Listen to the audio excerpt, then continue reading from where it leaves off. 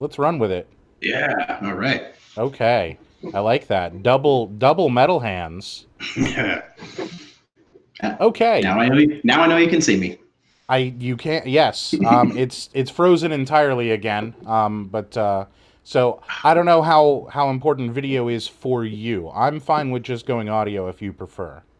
Yeah, we can just go with that. It's fine. Okay. I just wanted to Um, see if it could work. right. Absolutely. But if I lose the video feed entirely and we don't even have a freeze frame of you, I'll bring up a picture so that we have that there. So give me a tiny bit of information about California 42 so that we have a little bit of context. All right, let's see. The 42nd is, well, it's a semi-urban, semi-rural district just on the other side of the mountains from Orange County. So it has a ton of bedroom communities, people who commute in from one side of the mountains to the other to work. There's a long stretch down a freeway that has most of the population. So it stretches all the way down to 15. And then there's a large rural chunk all along the east of it that's mostly very small communities, unincorporated areas, some farmlands. So it's actually quite diverse. Okay. And I noticed in my brief research, I only did about 2 hours preparation for this because this is pretty out of the ordinary for me, especially political. I've interviewed other streamers before a few times, but never a congressional hopeful. It looks like, from what I've looked at, 42 has been for the last couple of decades a very hard Republican voting district, but has started to show signs of turning over the last couple of elections. So you're hoping to take advantage there? Well, it has. Now, it used to have a Democrat out here, but Ken Calvert won his seat. I guess this would be his 27th year in. He won in 92.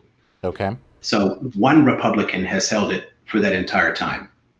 certainly. And the many of the Republicans out here don't even necessarily like him. He's not wildly popular, and there's tons of criticism of him constantly because he doesn't do town halls. He just never does anything at all. But he rolls in cash. He's consistently rated as one of the more corrupt people anyway, but that's a whole separate issue. But he has plenty of money to keep running, so that keeps anybody else from trying to get in. The demographics, because of that consistent voting pattern, has made it difficult for Democrats to run out here. And the state and national parties do tend to invest more in safer seats than in contested ones, which has been a pet peeve of mine for a long time. Part of the interest in running here is not just the slow demographic shifts, because that does make things a little better. Democrats have not actually grown noticeably in terms of the overall percentage. The numbers, the raw numbers, yes, but not the percentage. But the number of Republican voters has fallen steadily for a long time.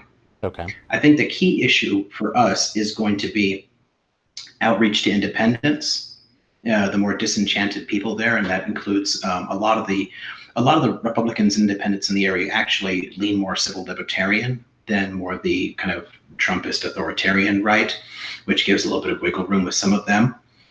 And they're people who have run before. You mentioned some of the most recent candidates. It's actually, if you go back a decade, you get a closer a model of what I'm doing here. When Hedrick's campaign ran in 2008, 2010, Hedrick came closer than anybody to beating Calvert. He was within 2 percentage points.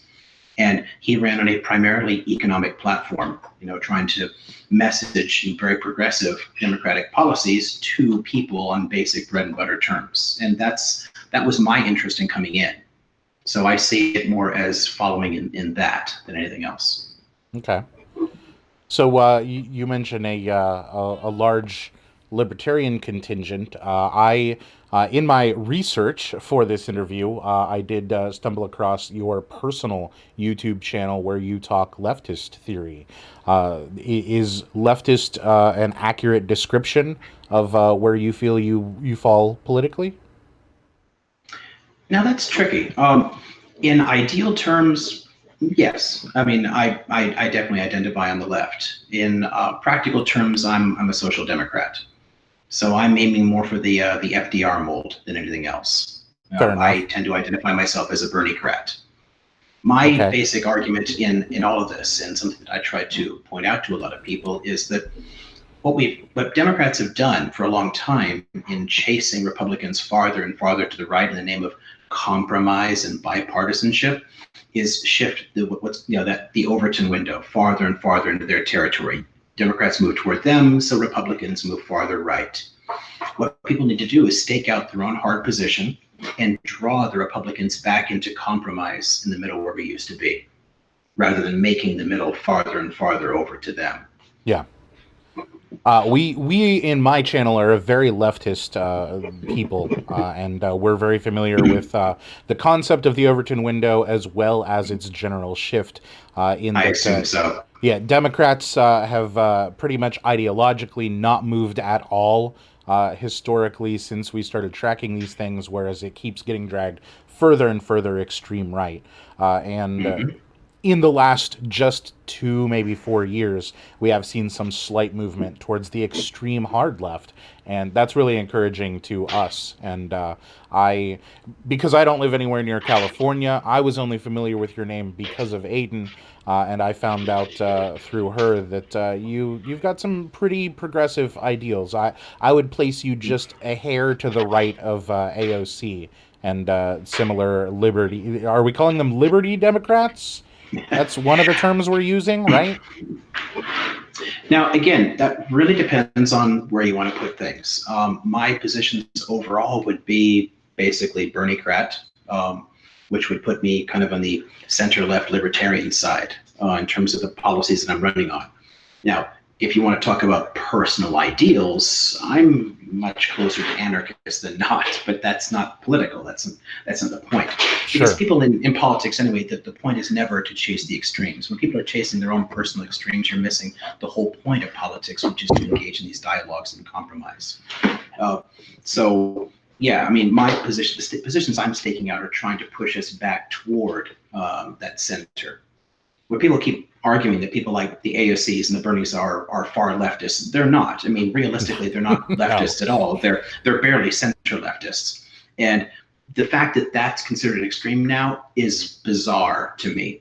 But if we need to start from there to start pushing people back toward the whole Johnson, Truman, FDR area, then that's fine, and keep pulling back. And the idea is to reestablish some basic balance in our politics. Sure, and that's pretty reasonable. I would assume somebody that's running for a congressional seat is not an accelerationist like a portion of my chat.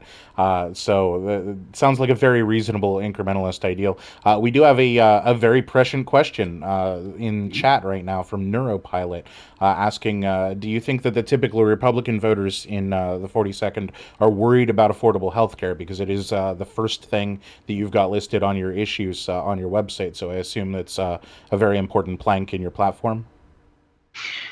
It does show up a lot, and it shows up as a kind of bipartisan issue. Now, people have different approaches to it. They favor different solutions, I suppose, but the concern with rising healthcare costs does fall all across there.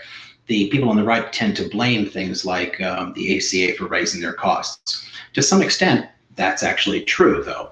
And that's one of the reasons that I'm pushing back against it as a flawed model. Fair enough. So when we mention, you're saying that there's a healthy libertarian contingent, and that's who you're trying to court for all of this. Mm-hmm. Are you afraid that somebody that identifies as SOCDEM, somebody who would traditionally be considered pretty tax and spendy, is going to be able to court that votership? I think it's possible, and that depends very much on personal conversations. And I've had a lot of conversations with people out here who do lean that way, not to mention I have tons of friends who are libertarians and right libertarians. I think that the key there is that I can agree with them on so many different areas in terms of civil liberties and the basic ideal of, small government is supposed to mean a government that is not directly interfering in your life, one that has serious restraints on executive power. And I agree on that. I want to rein in the imperial presidency. The question there on the whole tax and spend issue, that's a trickier one, and it depends on the specific context. Healthcare is an important one, I think, for me.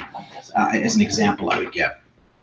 Because people often worry that using a federal insurer takes away freedom, that it removes freedoms, that it hurts the markets or whatever here. And that's actually not accurate. And this is where, I have a certain affection for certain elements of what you call like market socialism, where there's basic competition in it. What you're trying to do is most of the healthcare is going to be provided still, for almost everybody, is going to be provided by private companies, by individual physicians or hospitals or this or that. It's not something like the National Health Service that we're proposing here. The VA would remain the only place where the federal government is actually directly providing care. What you're targeting is the insurance industry, and the insurance industry already does take away freedom. It already does limit the kinds of care that you can get, the places that you can go. You still have the corporate bean counters that are determining what treatment you're going to get and whether you live or die, and the actuaries are tracking all this stuff and seeing how that works, but they're trying to make a profit off of you.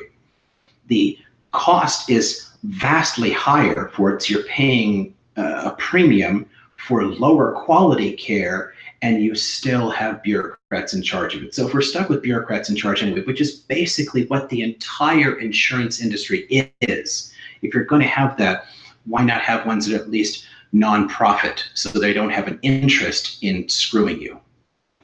Yeah, very reasonable. And that was actually some of the point that I was going to bring up earlier in what you were saying there, is because a lot of my crowd, my community, are anarchists of various types, and healthcare, especially being a capitalist system, is scary, I would say, at best. And the way that ends up curtailing choice in very serious ways, I don't understand how libertarians end up squaring those ideas, that they are never even offered the choice of coverage at all if they're an undesirable person.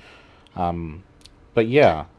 Yeah, it limits your ability to seek care in the first place. You're either stuck with the choice of whatever an employer is providing, so that's not choice really, it's whatever they're providing there, or whatever you can manage to find for yourself. And the plans tend to be terrible. It is simply a fact that we get worse results. We're the 35th healthiest population in the world, and the World Health Organization rates our healthcare system as a whole lower than the entire developed world. We're comparable to Tunisia, and that's, to me, ridiculous in the richest country in the world.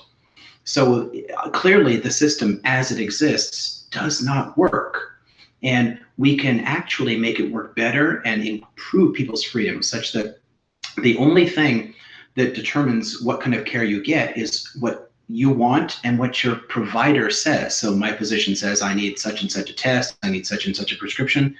Done. That's it. You have one plan. It lowers the costs administratively for all the providers there, because there's only the one plan, and it says, take care of this person. Done. That, to me, increases your freedom and certainly your ability to live. Yeah, I think that's an easy conversation for us to follow along with, and I don't understand why it's so hard for others.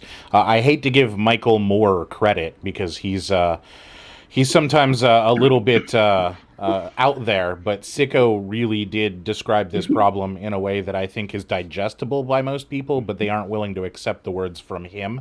But the fact that you can take a boat to Cuba and get better medical health care than you can here in America is really scary. It is, yeah, especially given the wealth disparities in the country. Cuba is a very poor country. It's not actually that difficult to provide healthcare. And to me, and one of the ways that you can bring this to the more libertarian or conservative minded, especially since they're so much more motivated by their pocketbook, if you're using a nonprofit insurer like that to provide better quality coverage for more people, it's going to cost 4 to 5% out of your income, where we're currently paying 16 to 20%. It just doesn't make sense. And one of the things I want to try and do to a lot of them, it's a matter of shifting the messaging on it. So you just think in terms of the basic, the cash issue. What are they going to get out of it? Somebody's going to say, well, why should I care about such and such poor person getting health care? I don't care about that. It has nothing to do with me. Well, you tell them, well, you get insurance from your employer, right? Yes, I have fantastic coverage. I love my insurance. I don't want to keep my insurance. Okay, that's great. You get good insurance. Well, how about you still get a good insurance plan, one that actually covers more and lowers your copays even more, but it's going to put more cash in your pocket because everything that employer is paying, that's part of your compensation package. And a lot of employers are paying, they're paying a lot of money out. They're paying $10,000 to $17,000 for that employee. Right. That's part of your compensation package. It's literally your salary that's being pissed away because we pay more than twice as much as any rich country for this sort of thing. So if you tell people, that I can put an extra $10,000 in your pocket, that's your own money that you're earning, and you can afford to, I don't know, buy a boat or whatever people want to do with their money. That's a winning argument, I think, for the libertarian types, because it's their money that's being taken from them. So are libertarians the only ones you're trying to flip on this, or are you reaching out to the Republicans as well? Well, it really depends. I will reach to anybody who's willing to talk to me. And that's something that I've always thought that Democrats need to do more of. I really believe that we need a 50-state strategy. We need to be absolutely everywhere. The more liberal and leftist types used to dominate the heartland of this country. I mean, I look back to, I don't know, the William Jennings Bryan populist era, Democrats used to dominate the heartland. We used to talk to rural voters. We used to talk to the urban working class, and we have abandoned both in huge numbers in order to focus on more elite communities. And that, I think, is a mistake. And when we don't talk about the issues that matter most to those communities, in particular the very personal economic issues that matter most to them, you're basically handing them to the Republicans, who can then go in with their BS, right, and win those people over. We have to be willing to go into those areas and talk to those people. And I think too many Democrats are uncomfortable doing that. I'll walk in everywhere from the Chamber of Commerce to an Elks Lodge, and I'll talk to anyone who's willing to talk to me, and I'll do it respectfully, hear their concerns, and then tell them how my policies can make them richer. Absolutely. And that was kind of a lead into the real question I had was, you're willing to talk to them, and I think that's pretty fair to say of most politicians. Even the hardest, well, actually, I'm not willing to extend that to the hardest right wing. Senator Toomey in PA is pretty famous for having dodged his constituency when they voiced concerns about things. I moved from Pittsburgh just a few years ago, so I'm fairly familiar with that. But most politicians are willing to speak to who they want to represent. Do you think in the current climate that most Republicans are willing to listen to someone who they perceive as on the blue side of the aisle at all? Okay, so there's two things. Before we go off from that, I'll point out that my representative is one of them. The current incumbent, he never holds a town hall. He does almost no public appearances. His office literally says the congressman feels that he's won enough elections that he does not have to talk to anyone who didn't vote for him, which is a terrible attitude to take. He is a public servant. He is accountable to all of us, not just to the people who voted for him. And so, yeah, there is a significant attitude problem we have to deal with. But it's true of the voters as well. And many of them are too, I don't know, shall we say, people have sucked in too much of the ideological Kool-Aid to really be able to open themselves up to talk. As soon as they see the D or whatever, they're like, oh, I can't talk to these people at all. You're like commies or something. Yes, those people exist. But you don't need to reach all of them. There are a lot of perfectly reasonable moderate Republicans who are willing to listen and talk. I've met plenty of them. I was just at a meeting earlier today with people who, some of the people in the room were former Republicans, others were currently registered Republicans, and they were saying, expressing all kinds of misgivings about the current nativist direction, and sort of the language coming out of the White House and saying we need to do something about this, we need to talk more. There are still reasonable people. Oftentimes they're afraid to come out because the loudest voices on the right drown them out, and the loudest propaganda drowns them out. So the trick is to meet enough people individually, to go to enough places where they are and try to talk to them, and do it without raising hackles. And I know this is very tough for a lot of people because it's so easy to be offended by so much of the things that come out on the right in this country. But you have to be willing to not blame the voters for that, and to actually listen to them respectfully, and then talk to them. And I think if you come at them without seeming like you're attacking them, it won't put them on the defensive. It kind of disarms people a little bit. I'm definitely incredibly guilty of that myself, but I'm not running for office. I'm more trying to defend the space for my marginalized communities. So it's a different thing, but I'm glad that you're out there able and willing to do so. Yeah, it is, and I'm perfectly accustomed to being on that side of it as well. I mean, I've been in the activist communities. I've been a labor organizer. I mean, I know what it's like to get out there and fight back, and I've certainly engaged in people in online communities as well and fought back and so and pushed back against people. But the simple fact is, no one has ever won a Facebook argument. Right. I mean, shouting at people does not actually get you to where you want to go. So it's a slightly different kind of position there. It's one thing to try and like fight back to maintain a sense of like community and autonomy, but oftentimes those fights are really more for the community in which you're in it. It brings you closer together. It gives you a sense of like purpose and strength to hold together. It doesn't reach the other side. To do that, we have to deploy a little bit of psychology, be willing to approach topics in a way that makes sense to them, right, and get our message across. I think that's fair. So before I get way too in the trenches here, I wanted to find out how much time did you imagine? We didn't put down a specific block of time.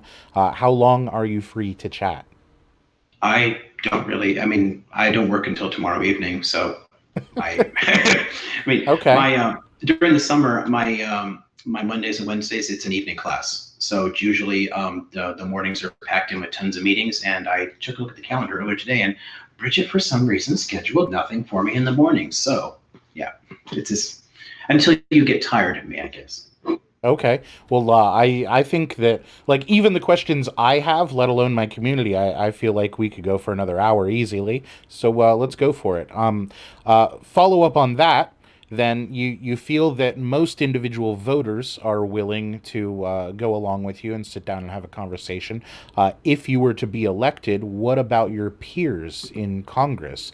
What about your your senators Graham and Cruz's, etc.? They don't seem to be interested in governing as a team anymore.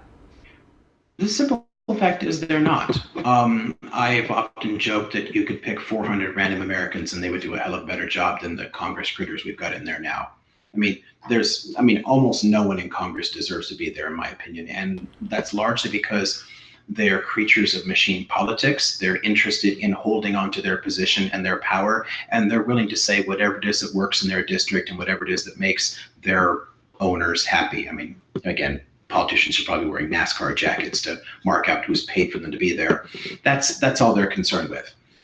The way to change a lot of the conversation in Congress and get us past, I mean, Congress usually has single digit approval ratings, and it deserves them. We're not going to change that with the people who are there. We have to actually replace a lot of them. And if you can replace more and more of them with people who are reasonable and willing to talk, then it'll drag the other ones back into doing that. As long as they see that the current method works, that both major parties can continue to stoke divisions and push their own partisan bases, then they have no reason at all to do it. It's, to me, similar to what you see in the cable news sphere.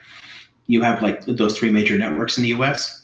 They're not in it to report the news per se. They're in it to chase a particular market.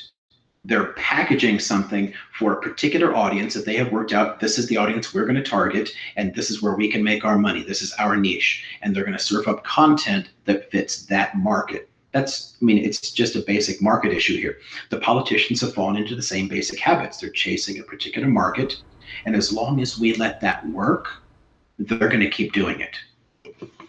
Yeah, I was actually really disappointed in the Florida decision in the Fox News suit in their use of the word news. I forget how long ago this was, but I believe I saw something on your platform page about regulation of fake news and such. What sort of thing are you envisioning there? If you became the supreme emperor of everything, what would you want to see enacted? as far as talking about reality. Now, it'd be tricky to do, but there are a number of smaller steps you can do. I mean, for one thing, there were some regulations that were dismantled in both the Clinton and Reagan administrations that could be reimposed that actually did have a significantly deleterious effect when they were taken away. The networks used to have to give equal time to people who were running for office, for example. They couldn't, spend their time completely dissing one side or leaving them out. Think, for example, in the 2016 race. I mean, how little coverage did Sanders get compared to Clinton or Trump? Right? How much more coverage did Trump get than all the other Republicans combined? I mean, the media basically picked the two people by focusing on them so much. And if you remove that ability and you force them to actually give the candidates an equal opportunity, that helps in the political sphere. The broader approach to the news, that's a harder nut to crack because it's more a question of how we regulate the economy as a whole. As long as it's broken up and chasing these different markets, as long as news is itself a product that you're trying to market to people, news used to be a loss leader. It was part of like, okay, so we make all this money on these television shows, and then the news we just do as our civic duty. Right. I would love to see that. 6 a.m. closed off at 11 p.m. right before and right after the popular TV shows. Right. And then just had people that just ran through the important stories. They didn't, bother with a lot of spin there because it was just a matter of presenting, okay, these are the important bills discussed right now. This is what happened in the world. But as soon as we turned it into a product with the cable news sphere there, we ended up running into a lot of trouble there. One thing I was hopeful for initially with the internet spaces and all of the alternative platforms, like this one, all the social media type stuff, was that it would chip away at the dominance of those three major cable networks. And to some extent, it's done that. But the problem is the internet has turned into an even more balkanized and partisan space. Right. I would say and blazes and whatnot. So it didn't help at all. It made it worse. So. Yeah, I would say that it has done that, but the democratic choice of doing so pushed the news into such a scary far right place, because we have I can name off the top of my head 3 or 4 major, incredibly right-leaning, Koch-funded publications, but I can't name perhaps but one left-leaning publication online. Yeah, and that's the thing, and that's one of the things that makes the right's approach to this hilarious. Though the whole that it's all fake news, it's all leftists running things. No, it's businesses, it's corporations. They're chasing profit. There is no leftist media. Leftists don't have the money for it anyway. I think that the way you have to approach it is to find some way to define legally what we mean by the news. And then find some way to do it, because it's tricky with the whole First Amendment. People can literally say whatever they want, and we should leave it. There's a space so for the Alex Joneses of the world to get up and say they're gay frogs or whatever he wants to talk about. People should be able to do that as entertainment, but it needs to be labeled as this is entertainment. And if something says, "Hi, I'm news," then it has to in some way cleave to the facts. If we can find a way to establish a legal definition of the idea of news, it might make it easier. And then you can have a variety of weird entertainment networks that people could trust the major papers and networks to. Everyone's going to have some kind of bias because bias is simply human, but to at least present enough of the material. And it's not like they're not capable of it. Fox News actually has several people who do actually present the news quite fairly. It's all the talk show people. It's the Hannity type peoples, and it's the Tucker Carlsons. Yeah. They're the ones who are problematic there. And if those shows were labeled as this is opinion and entertainment, okay. Realistically, Tucker Carlson should be like, the white supremacist show. And it should be like, I don't know, this is the Onion or something. It should be very obviously a parody, but if we can push through some kind of labeling like that, it might help. And I saw a tweet from a friend, or a retweet from a friend, that said that they had a great deal of hope that Trump's recent "go back to your country's" statements was going to be seen as flatly racist, and we got sorely disappointed on that one, didn't we? Well, again, I don't think we're ever going to get that from that side. It's not like, I mean, this is what they wanted from him anyway.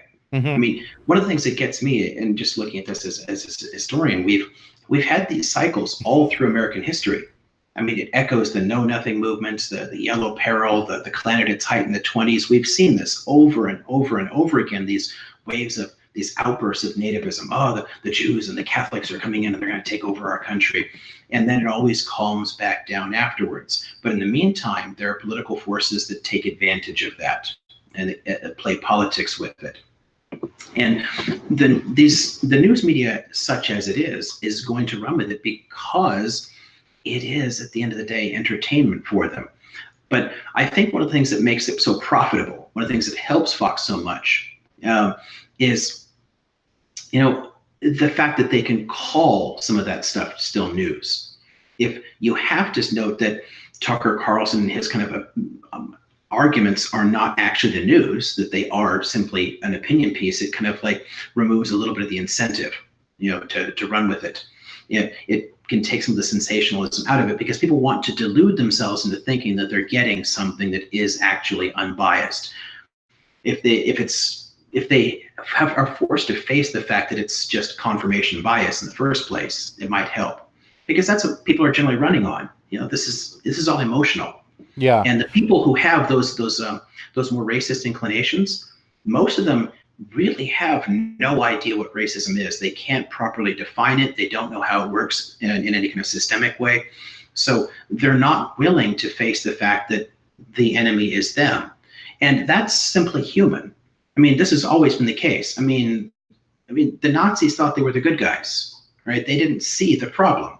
No one wants to think, am I the baddie? I mean, it's just human nature to do that. And as long as you can kind of put people on the defensive, and we see this like, well, that's clearly racist, you're racist. Well, the person who liked it and supported that person doesn't want to think that they're the racist. So they're, no, of course not, because they don't want to be the racist. Liam, did you just quote Peep Show on purpose? Did I just quote which? Peep Show, the British television show. It's Um, a famous internet meme of them dressed as Nazis oh, asking, yeah, "Are we the yes, yes. baddies?" Yeah, I did. I did, yeah. But yeah, it's a great image. Yeah, But it is. I just that I had to idea make sure. psychologically, This is the internet. I had to make sure we're repping you properly. I mean, I've spent way too much time immersed in meme culture anyway. So, but but the thing is, we just have to approach a lot of these things, I think, more intelligently, because it's one thing for us to recognize the very clear racism in what's happening there, and quite another to find a way to deal with it. Because if you simply approach it as in a way that puts people immediately on the defensive and forces them to dig in psychologically, because you're challenging their entire self-conception of themselves as a good person, right? And Right. somebody might be good in tons of other ways, but they have all these unexamined, racist issues, right? It makes it hard to actually get through to them in the first place. So I think Yeah. some of the things that we see there in the media, I mean, on one side, people are pointing to the very obvious, and Trump's racism has been obvious since the 1970s. There's no way around that, but it's Yeah. clearly not obvious to his fan base because they share a lot of that. But when simply attacking that doesn't get us to where we want to be in the long run, it doesn't help to unravel the circumstances. So it kind of fits what I try to do in a lot of arguments anyway. Somebody has position A, and you can run head on and say, no, you're wrong. This is factually inaccurate. This is racist. This is that. And all people are going to do is dig their heels in. If instead you see the argument and then you work around it somehow and find a way to drop your ideas in their heads, over time you can draw them a little bit at a time away from those ideas. I'm particularly bad at that myself because we talk about this a lot on my channel. I'm autistic, and so cold hard facts end up mattering to me so much more than they do to your average person, and I am unable to look at most problems in that way around. I only see the way through or over, and Mhm. so again, I'm very guilty of being like, but that's just factually false, and not being able to attack it from many other angles. No, and I can relate to that. I mean, I've often very much come from a kind of aspie mentality myself. And if you know like the Myers Briggs type, I'm an extreme on the thinker type. I'm like 90-some% thinker. So recognizing different argument styles, though, different thinking styles, is something that I spent a lot of time consciously trying to study. I wanted to understand, why do people approach things in certain ways? Because, well, that doesn't make sense to me. It makes no intuitive sense. Why would you do that? It's wrong. So but I found if you can try to understand it, even sort of in the abstract, even if it's just an intellectual construct, if you can only understand it this way, it gives you a way to figure out the language that you use that can work for the other person. Even if that language wouldn't work on me at all, if I can deploy language that might work for somebody else, it can still get them to where we need to be. And yeah, I personally, I have been bad at that for much of my life. I have struggled with that, and that's one of the things that I think makes it interesting to me. Right? It's a constant learning process. It's a constant attempt to figure out what worked and what didn't work. What kind of argument would work with somebody. I think that if more of us in politics, particularly, if not in life in general, put the time in to try and understand other people and where they're coming from, we would have an easier time getting along. I can feel that. I like it. Yeah, I was actually quite shocked browsing through your YouTube channel and your platform, feeling like you are a person that I feel like I share a lot with, actually, because you did a historical breakdown of non-monogamy, and that matters a lot to me because I've been a polyamorous person my entire adult dating life. It didn't sound like you're a practicer yourself, but you said there's no real historical precedent for it, and then broke it down. I really liked that video. It was the only one I watched in full. Yeah, a question that relates to several of the things that you have talked around from one of my mods, Ed.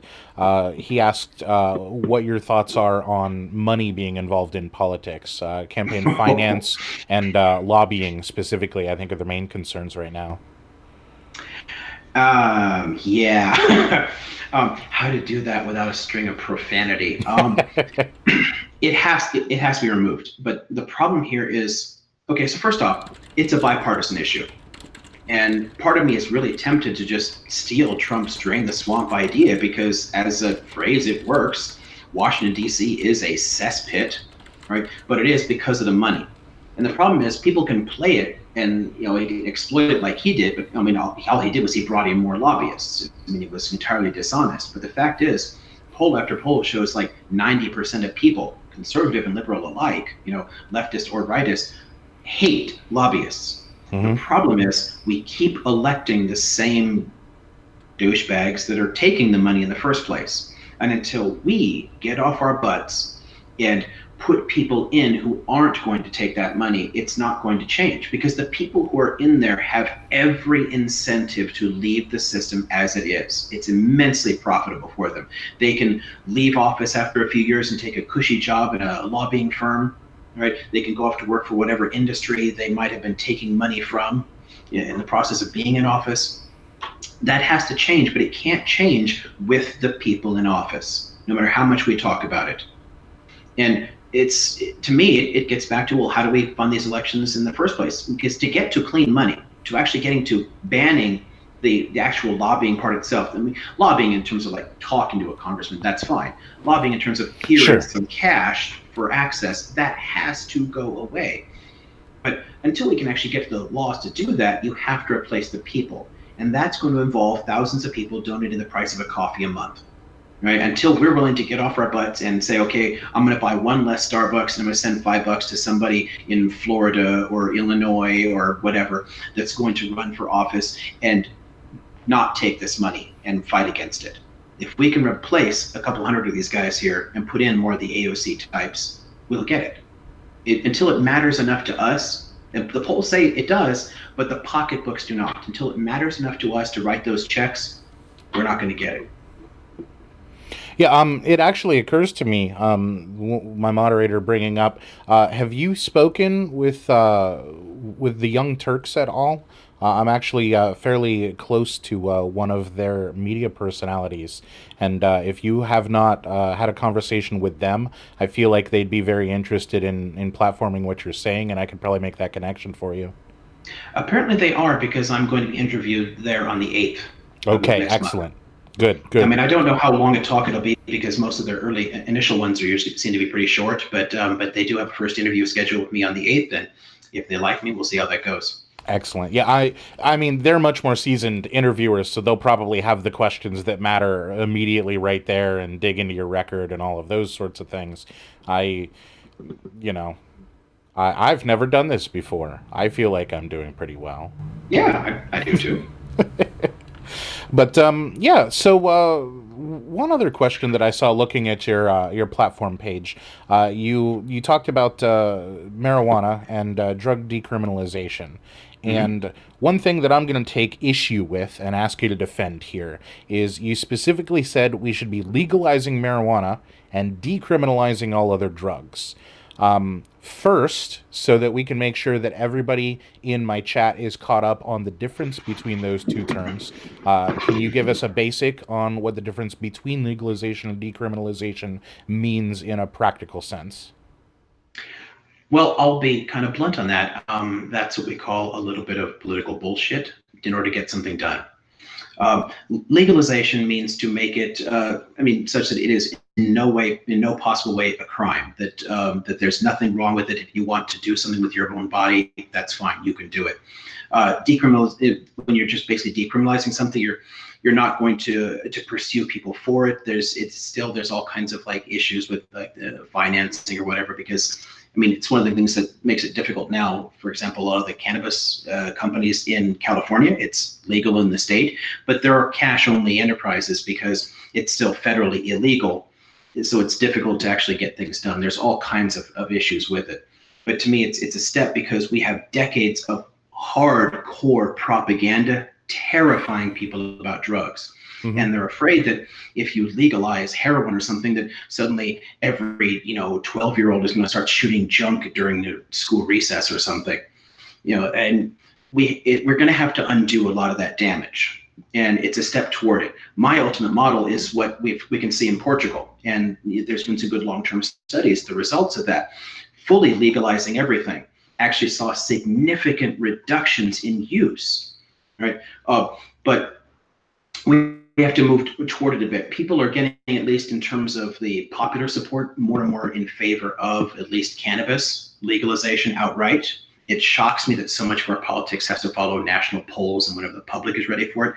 This is side tangent here briefly, but it's a pet peeve of mine that too few people in office are thought leaders pushing people and pushing them to try and do something new, rather than just waiting passively to see what people are willing to, and just basing everything on focus groups. But that's a sort of a different issue. I think we need to be out there pushing. That scares me, because I would say that AOC and Bernie are the only two I can think of that I ever hear out there stumping for things.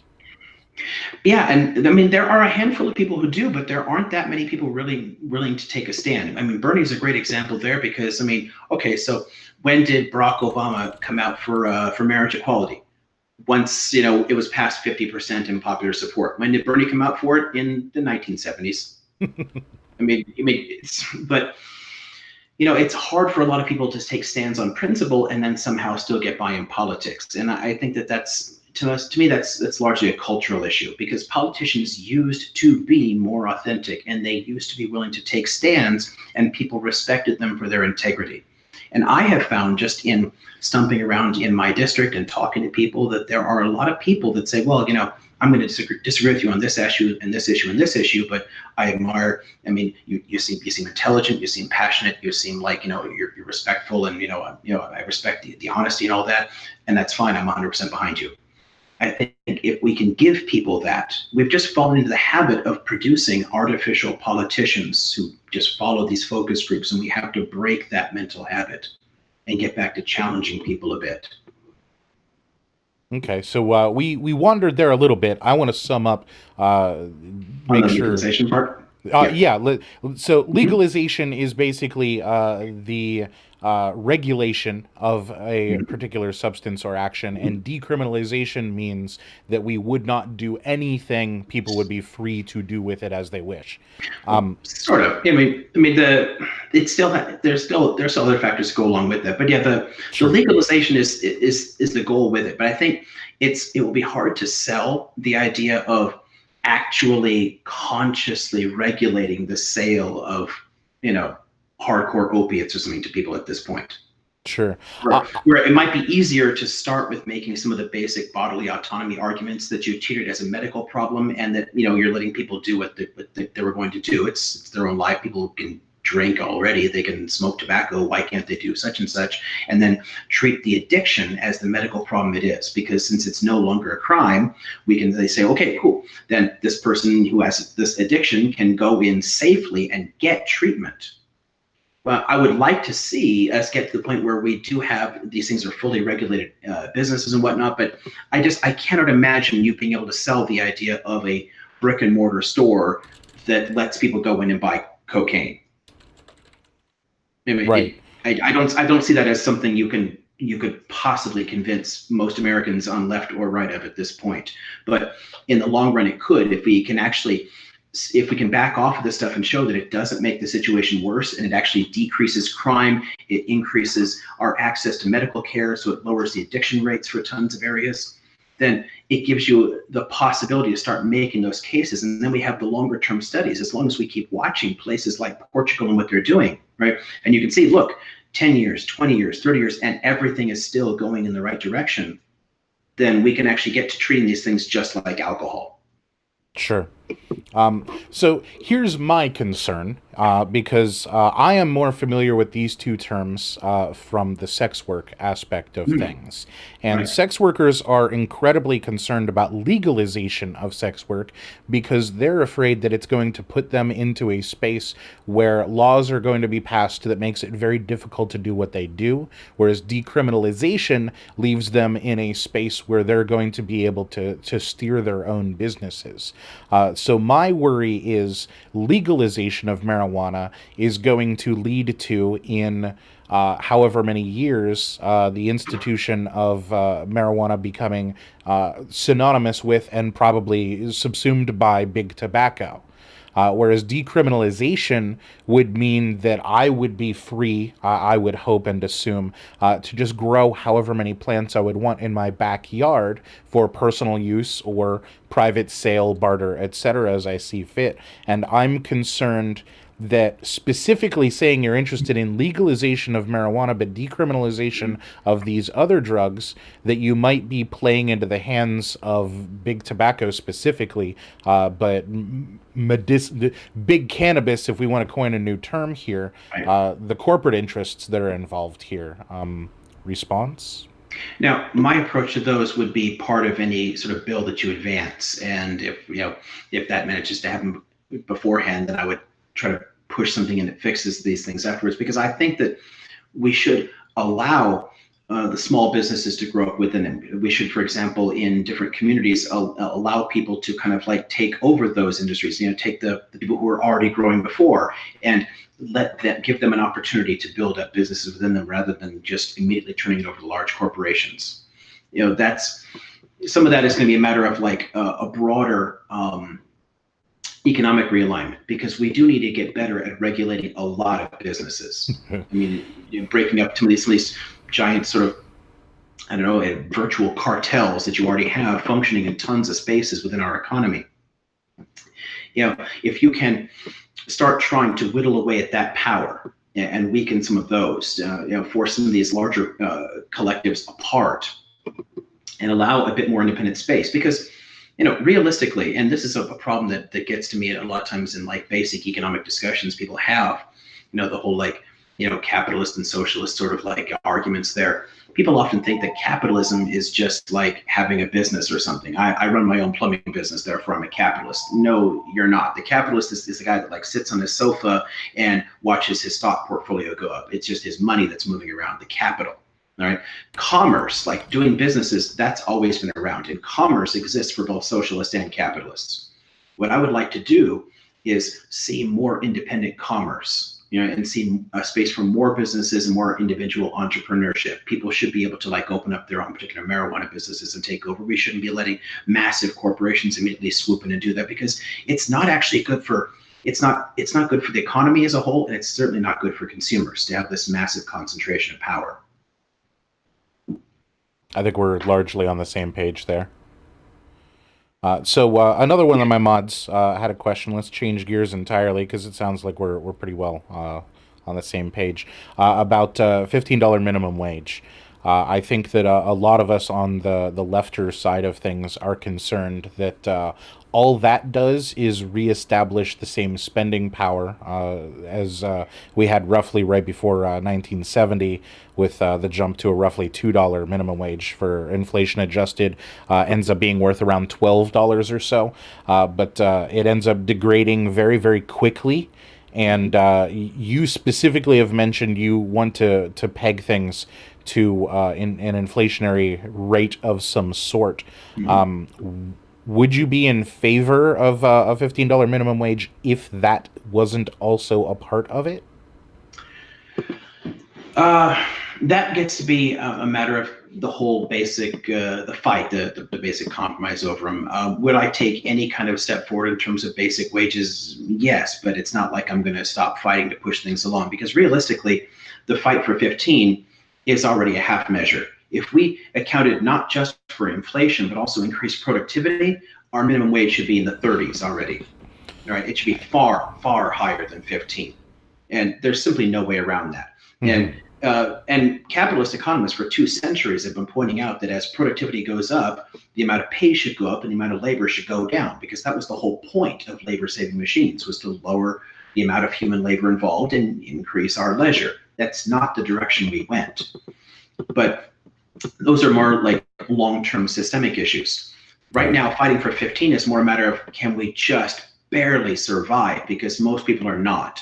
What I would push for, much more so than even the minimum wage issue, and this is something that we need to get a lot more out on. There's a plan to do a bit of a video on it when the new website is actually unveiled. There's we're hoping to do within the next 2 weeks. I've got a friend of mine that's he is the chief technology officer at a big internet company that's been building a new website for me.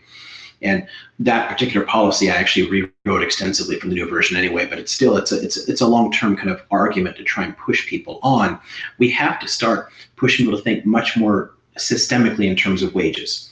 Changing the minimum wage affects workers, in a particular chunk of workers, 12% of like the workforce overall. It can boost wages a little bit for workers around them, because it boosts more spending in the local economy too, picks things up a little bit there.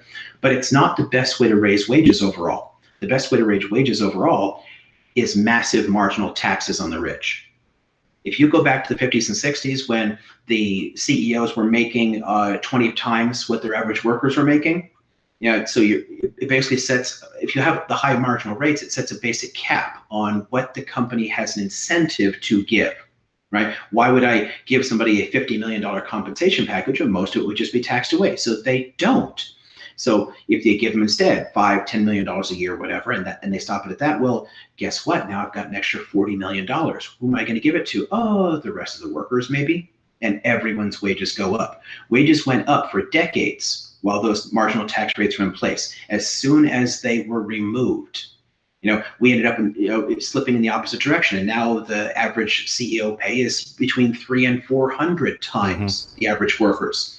That's market logic, right? The business incentive right now is to give massive compensation to the top and to screw the rest of the workers. We did that to them. The tax rates on the rich are badly messaged. Democrats handle this extremely badly from my perspective, and they don't effectively counter the Republican argument that it's about like taking money from the rich. It's not, because it's realistically not going to be tax revenue at all. These people are not going to be paying those taxes because the businesses will stop giving them $100 million a year. There's no reason to anymore. They're going to have that money to grow their business and pay their workers better. This is how, I mean, countries like Denmark don't even need a minimum wage, and their the average salary, so their minimum wage is effectively somewhere around like $22, $25, something like that. It's much, much higher. Much higher, but it's only an effective minimum because they don't legally have one. They don't need one because the marginal tax rates are such that the business incentive is actually to pay people a much more competitive wage. And I think that's where we can be in the long run. Fair. I'm not 100% certain that this question even makes sense, but I do want to pass it along since we had a break point from chat there. Sovarian asks, could the businesses just then instead maybe pay out dividends to their shareholders instead of the workers? And could that be a problem in any way? It depends. That again gets back to a basic matter of regulation. And again, we used to have things in place that prevented that.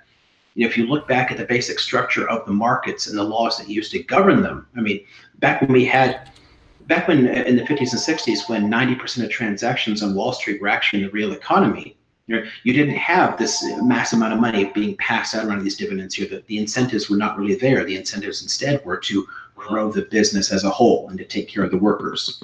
But as long as there's no regulation on that, and they're allowed to do that, and they're allowed to find ways to bleed it out, it gets back also to the question of capital flight. Because another thing they could do is hold on to that cash. They could just sit on it like Apple does, right? Oh, we've got extra cash and profit. Cool. I guess we can pay our workers more money, or we could put it in the Cayman Islands. I guess we'll do that. Right. Yeah. As long as they can do that, then no, they're not going to give it to us. So it has to be part of a broader set of regulations, which is why, again, the fight for 15 to me is a short-term stopgap. It's not intended to solve any actual problem. To raise wages, we have to institute a whole range of different reforms to our tax code and to our markets. And having done that, we can reverse the 40-year decline in wages in this country. I like it. I'm into it. So a question from the chat again, talking about automation and AI and those sorts of things.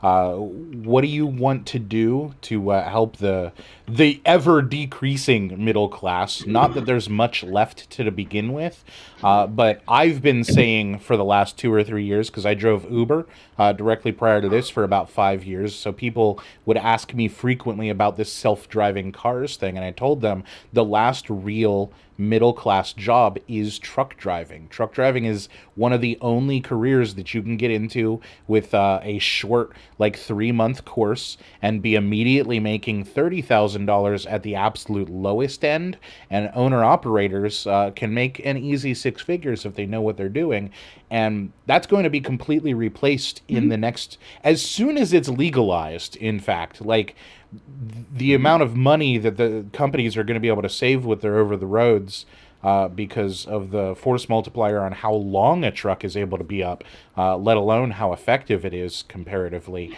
What do you have to say about automation, like for those sorts of jobs? All right, that's a big topic for me, and it's something that initially I avoided putting a written policy addressing a great deal of it on there, but it's something we're going to be diving into with a dedicated video and then extending what's written on it, because it is a huge issue for me, and I've been addressing it already in a lot of the little stump speech thing, addressing it with people out in the area. 47%, like 47% of American jobs are at risk of disappearing in the next few decades. Like, they are going to go away. This is not just manufacturing. It's not just the driving. It's retail. It's tons of services and restaurants jobs. It's tons of white collar jobs. I have one friend that actually works in the AI division at Amazon, and they are going to be replacing tons of clerical workers. People have been listening to scapegoating of that for a long time. The outsourcing to India, of white collar jobs, the outsourcing of manufacturing jobs to China, the immigrant labor, all these things, it's distractions. None of it is the problem. The automation is the actual problem. But the solution to that is not some kind of neo-Luddite idea where we smash all the machines, because the whole point of automation was to make life better and easier for us. In the long run, we have to start taxing the damn robots. right? If we can find a mechanism by which we can tax the individual transactions within the businesses themselves as they're moving things around internally, and you treat the automated labor, the robots themselves that are doing the jobs, treat them as workers, right? If instead of having to pay out a salary, they just bought this machine. Okay, so let's figure out the depreciation of the machine. Okay, take that part out, and then figure out the rest of it, what we can take in terms of a tax on the profit that they're going to make from having that. Then that cash can be used to take care of the people who would have ordinarily had that job. In the long run, we're going to have to find a way to take care of that, because it's either that or, if we don't start actually somehow supporting people directly with the gains from the productivity, the entire economy collapses. It doesn't matter how many trucks you have running around with computers driving them if there's no one to buy the goods that they're delivering, because we have no money left. The economy is it is a system as a whole. The businesses have an incentive to automate as much as possible and reduce their costs as much as possible, but they also have an incentive to maintain a consumer base. In order to do that, though, it takes cooperation with a government that can actually put in the right kinds of regulation and taxation, because they're wired to think only in terms of the short term, the immediate return to the shareholders, lower the costs, increase the profits. Not their job isn't to think systemically about the economy. That's our job in office. That's the job of policymakers. So we need to work with business in order to maintain an effective consumer base. So the short answer to your question is, in the long run, we tax the robots and we support people.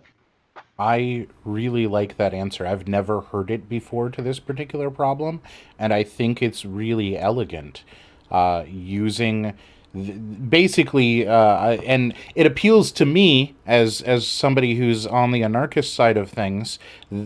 You basically having a capitalism tax, saying the more productive you are and the more people's worth of work you do, you are responsible for paying that many people, whether that be directly to the employees or to the government, who will then dole that out to the people who you have pushed out of being able to be employed. I think is a really effective and simple solution that slots very directly into how our economy works right now.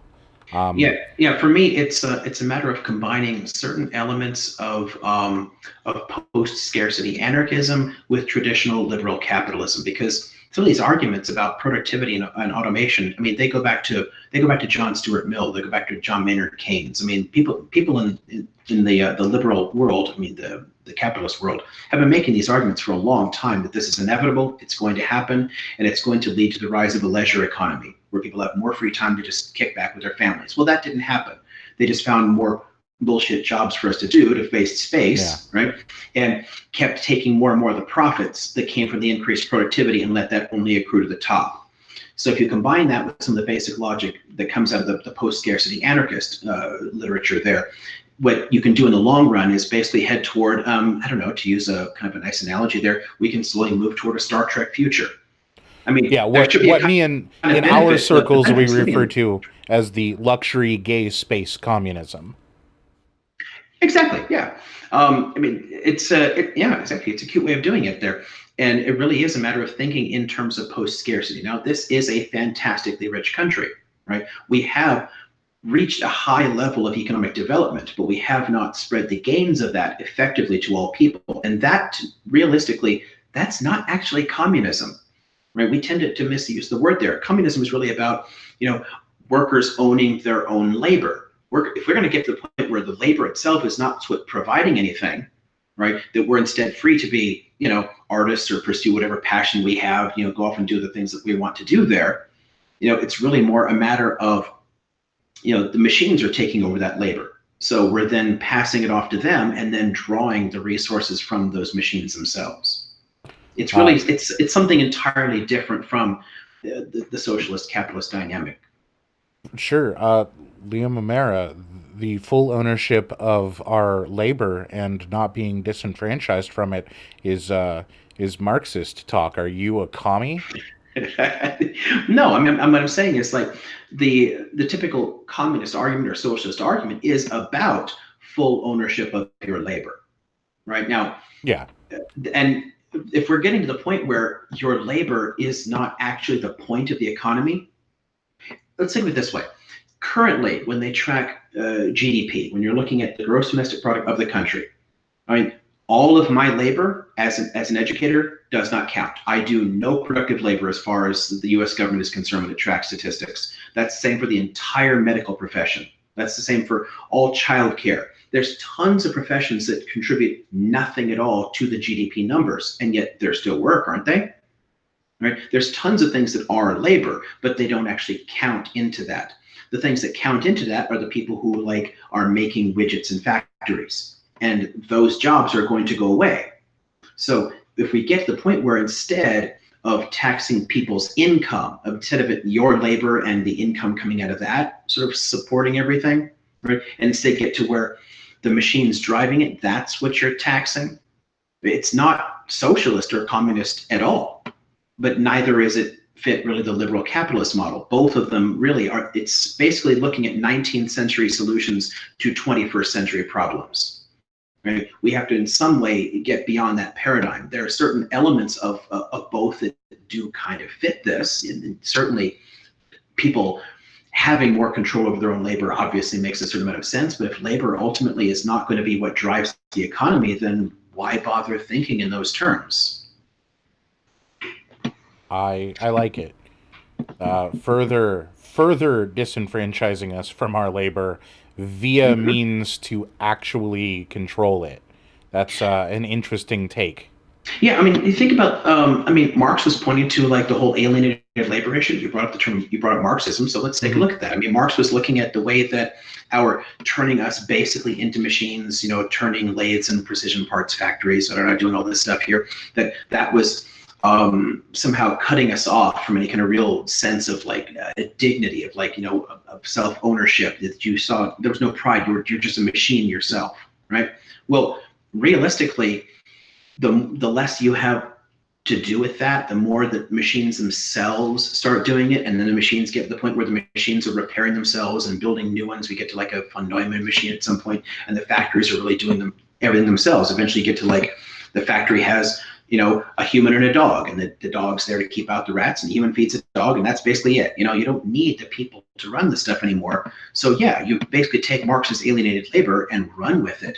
But instead of looking at the psychological negatives of that, the way it kind of cuts you off, instead you find a way to free people to pursue their own occupational interests, the things that they have a particular passion for. So say you do have a passion for woodworking, then yeah, a machine might be able to crank out cheap IKEA furniture by itself that's nice and cheap, but there's still always going to be a market for handcrafted, good quality furniture for someone's house. You can do that.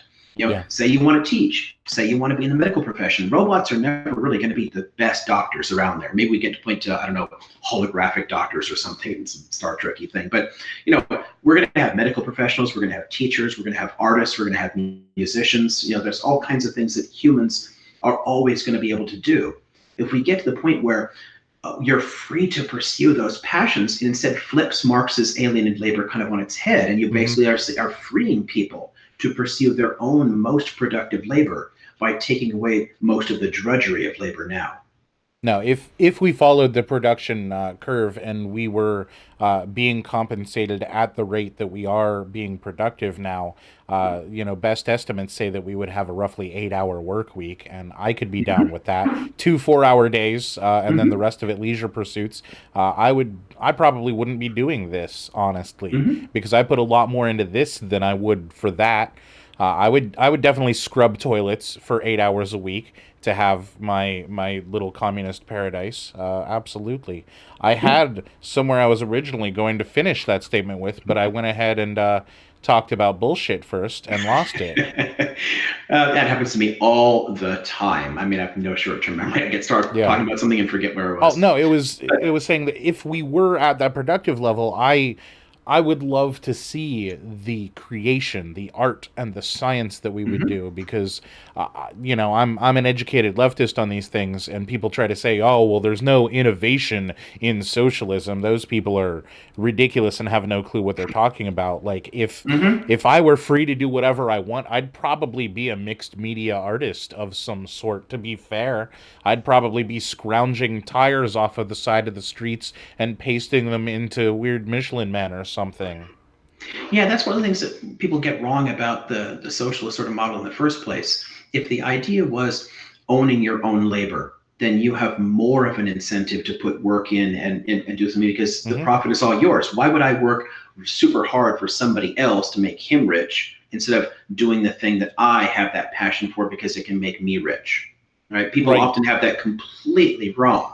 Right. Yeah. But it ultimately it ends up being sort of beside the point if we get to a post scarcity economy, because if most of the resources are being drawn in from that increased productivity. You mentioned the drop down to basically an 8-hour work week. That is actually fair. And again, John Maynard Keynes talked about that. John Stuart Mill talked about that, a century before that. They all said that over time, the amount of human labor would go down and down and down, which meant that the pay would have to go up and up and up, and we would work fewer and fewer hours. That's not what happened. We instead invented tons of bullshit jobs, wasted tons of our time there, and maintained this fiction that we need to work our 40 and 50-hour weeks in order to make it. The only reason we do that is to maintain a system that sucks most of the profits from that productivity up to the top.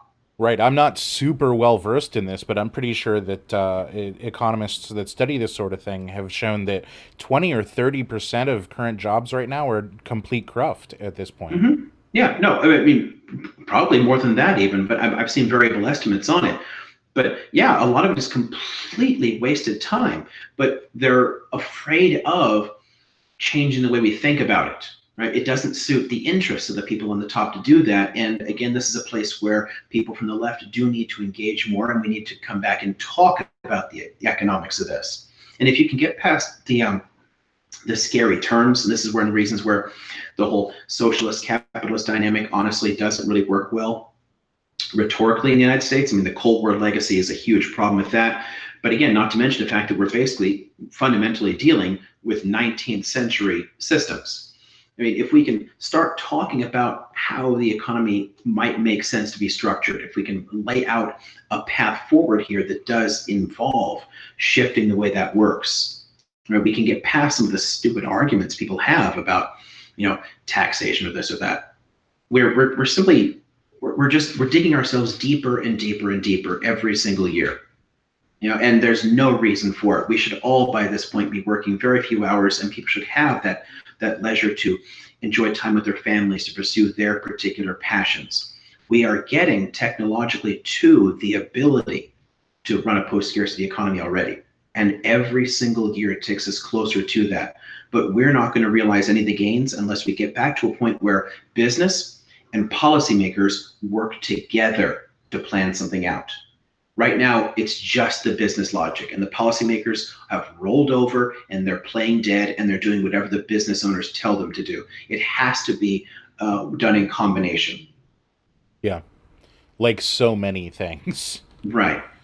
Yeah, I mean, because business, I mean, a corporation's sole purpose for existing is to protect its shareholders from liability and to make a profit for those shareholders. That's literally all it has to care about.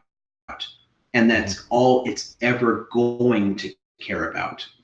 The only way you're going to get them to work with us is to put the policymakers back in charge of regulating them, because ultimately that's in the interests of the corporations themselves. It does serve their interests. I mean, it's not like we didn't have tons of rich people and powerful corporations in the 50s and 60s when they had higher rates of taxation. Right? We actually had our longest sustained economic boom in the history of the United States. It is in their interest to do so, but they won't choose to do it and can't. It has to be in collaboration with the public, with government. And we need to get people in office who are willing to have these conversations and do their jobs. Sure. So a question that follows on with you're saying tax the robots. This isn't a phrase that I'm familiar with, but Neuropilot asks if you support taxing business process automation Hmm. that reduces office worker busy work sort of problems. Hmm. I mean, Is that the same concept we were just talking about? yeah, I mean, you're if you're talking about like taxing different business processes themselves, yeah, because what they're doing is all these things are being slowly automated away anyway. The different things are going to be happening within the realm of like the AI and whatnot. So you actually have to draw some kind of revenue stream from that would normally have been that would be used today to pay the worker to have somebody just kind of sitting there. And realistically, tons of people in office jobs, and I know lots of people who are doing it, they spend more time chatting at the water cooler and playing on Facebook than almost anything else. You Right. get 2 solid hours of productivity in the morning, and then you're just screwing off for the rest of the day.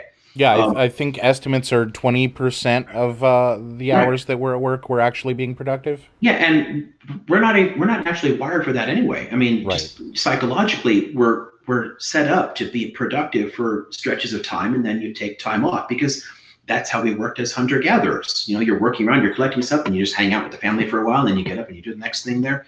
You're not just sitting there for 8 hours at a stretch doing some repetitive task. That it doesn't work well for us. And the longer you do it, the less attention you have.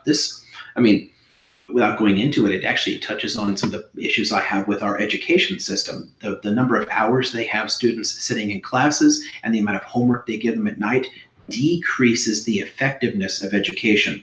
Hmm. You know, the Finns eliminated homework entirely and cut the number of hours in classroom that they were focusing on things, and they got far better results across the board in every STEM subject. It made it much easier Well, because you're able to then focus. You're fresh on it, and you're not like drowning them out. yeah, I've done a little bit of study on the psychology of how we teach too. So let's not even get started on that one Mm. because there's a whole Gordian knot involved there. Oh yeah. But we've had several people in chat mention the Green New Deal now at this point. I know that your policy page says that you're largely in alignment with it. What portions are you perhaps not? And in what ways do you maybe want to go further? Because climate change is a big deal. I think we agree. And feel free to talk on that part of it too. It is an existential threat. There's no way around that. If we do not act on this, we are all going to die. And I don't understand why people want to stand aside and let the Earth turn into something approaching its sister world, Venus, with a runaway greenhouse effect. You know, it makes no sense at all to keep pushing our luck with this sort of thing. The Green New Deal is actually, I think, brilliant in that it lays out a set of aspirations. It kind of and it tries to link a whole bunch of different areas together. This is something that I would try to do something similar and try to avoid some of the sort of rollout and PR kind of issues with it. But tons of the areas that interest me in tons of subject areas in policy all can be brought together within a single kind of like economic spider web. That there's a series of core reforms that have to happen that connect into tons of different policy areas and affect tons of issues. And what we tend to do is we fixate on small areas. You're just chasing after individual surface effects, symptoms instead of the problems. And I mean, to me, it's sort of like the mental image I always get is like slapping a band-aid on it, like a hemorrhaging wound. It's Right. not going to work. You have to like go to the root of it. Things like the Green New Deal architecture, the basic layout there, it's not actually a set of bills. It's a set of aspirations. It's a set of these are things, the kind of things we need to be working on in order to get to this ultimate goal. Right. I What think I most would of want my to do viewers are familiar with that, but yeah, what I would want to do, and so my differences from it would be instead of only doing that and rolling out this sort of idea, I would have waited a bit until you had a bit more discussion and could have laid out some more concrete proposals on how you do it and be prepared for the answers. Because I found that a lot of people trying to defend the Green New Deal really struggle to deal with the cost issues of it. Say for example, so you'll have people like Cato saying, "Oh, this is going to cost $17 trillion, and this isn't going to work." work. And it's wildly dishonest because it's not taking into account any depreciation issues there. It's laying out all the costs all at once instantly, which is not how anything ever works in an economy. And it leaves out all the gains that you get from the investment, because any kind of infrastructure investment always leads to a threefold increase in productivity. All that, it gets left out. But you need to be prepared from the outset to defend every single one of those and defend them to people on the right. And I think that they weren't ready to do that with the Green New Deal and stumbled a lot in the messaging on it. yeah, I'm willing to accept that we will find the money. We did for the original New Deal. We did for the space race. We've done it for everything that we ended up finding essential to perform as a nation state. So I'm fine with just saying that. But I think I agree with you to get consensus governance on this. Having a rough idea where that money is going to come from is probably a good idea. Right. And this gets to a difference in psychology. So, we can say, yes, we will find the money for it, it'll work, it's going to happen, and can kind of like run with that. That doesn't work for some people. One of the early supporters that I had out here in the district, who came at this not actually as a Democrat, he sticks in my head oftentimes as an example of what you can do. This is somebody who came at me saying, I am a conservative NPP, right, a non-party preference, he's an independent, and is frequently voted Republican. He, asked me, the first thing he did when he sat down, somebody brought him along to a meeting and said, okay, you got to talk to this guy. Okay, I'll come along and talk to him. And he sat down to talk to me. And the first things out of his mouth were like, okay, tell me about this Green New Deal and this Medicare for All. Both of these look ridiculously expensive. How would you pay for them? This is terrifying to me. We already have so much debt. So I spent 5 minutes breaking down the basic economics of it and showed this is how we can pay for this part, this is how we can pay for this part, and this is how this returns massive, gains for us. And at the end of that, he's like, okay, I asked your predecessor in this race on the Democratic side a couple of years ago this same question, and her answer was, we'll find a way. It's the moral thing to do. We just got to figure out how to do it, and we always find a way. Almost exactly what you just said. Mm-hmm. And that didn't work for him. Right. It made no sense to him. What I said made so much sense to him that he's taken to calling himself a Democrat for Liam. Right, and he's a donor to the campaign, but is still an independent and a conservative one at that. If you can put things in a way that makes sense to them, you can get where you want to be. So my big issue with the Green New Deal is all about the way it was rolled out and the way the policies are pitched, the way they're expressed. I think we needed more details on how to address the concerns that were inevitably going to be thrown at them from the right. So, do you blame AOC on this one? Because, she's a freshman congressperson and all of that. Do you think it just comes down to her inexperience in being able to sell things across the aisle? It may, but I'm not sure I would go so far as to blame her. To me, it's a systemic issue in our political rhetoric in this country. We've gotten too used to talking to our own bases and staying in our own bubbles, and not comfortable enough putting things into terms that make sense on the other side. I think that she honestly does a better job of that than many people give her credit for, as it is. But at the end of the day, too, she is running in a solidly blue district, and she really doesn't have to give a damn what people in Nebraska think. It's not really her job to do so. And I think we're used to thinking that way. One of the things that I would like to see more of is people in Congress being willing to do what she does and be a very strong public advocate for things and push the conversation. But as soon as you step into that kind of role, it does force you to start taking into account the way people think everywhere. And that's a tough one. I don't think that I would expect anybody to do very well at that with no real experience. Yes, she is a freshman Congress critter. She's only 29. I don't really blame her. It makes sense that this would have been problematic to do. I actually think that she's done as well as she probably could have, but I would love to see us get better at that in general. So it's one of the reasons I wanted to get in there to kind of join up with these people and actually try to find ways to work together to get that message across to a wider audience. So, watch this transition. talking about the Green New Deal. We're talking about climate change, obviously, just involved in that. Global warming, obviously, being the old term for that. America on the global stage. I've got a couple of people asking about U.S. Iranian positions, presidential war powers, and our diminishing existence on the global stage due to the damage that Trump has done to our image.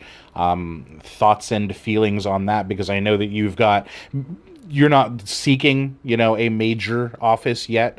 Not that a seat in Congress is particularly minor, but one of a lot in California. In the House of Representatives is arguably a small voice in the national scale.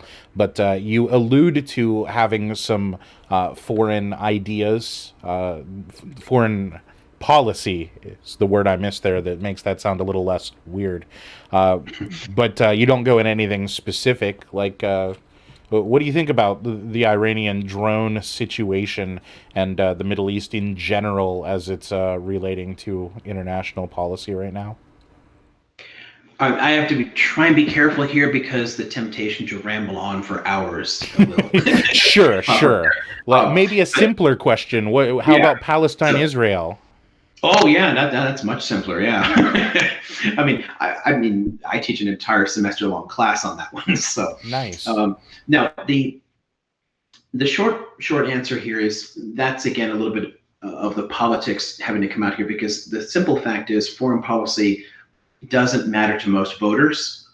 So I'm trying to leave it more to people asking questions. I was actually extremely happy that a few different people asked questions on foreign policy matters at a recent candidate forum that I was at, because it's uncommon, but younger voters do tend to ask more of these questions. In fact, one a high school gal asked a question about the BDS movement in Israel.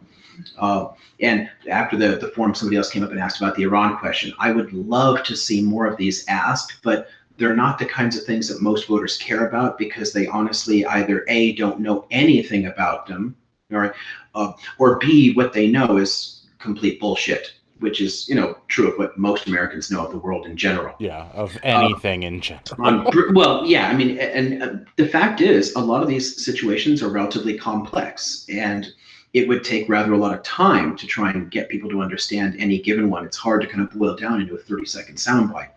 The short version on the Iran issue is that it is completely artificial. The whole thing is nonsense, and there's literally no reason whatsoever for us to be, antagonistic towards Iran, except for the long-term political relations and our economic ties to the Saudis and the Gulf states. We're basically, I don't know, to be fairly crass, and I can probably get away with that here, we're kind of the Saudis' bitch in this issue there. They can't stand the Iranians, and they use our military to push the Iranians around as a nice little threat. It's the same thing. We fell into it in the first place. We backed British economic interests there and overthrew the government in '53. The problem here is that we have spent a lot of time directly meddling in Iranian affairs, and we got a little pissed off that they kicked out our tin pot dictator that we propped up for 25 years. And the US government has never gotten over that, and they're not going to get over that disappointment unless we as voters force them to. And I don't really see that happening. It's a harder issue to tackle.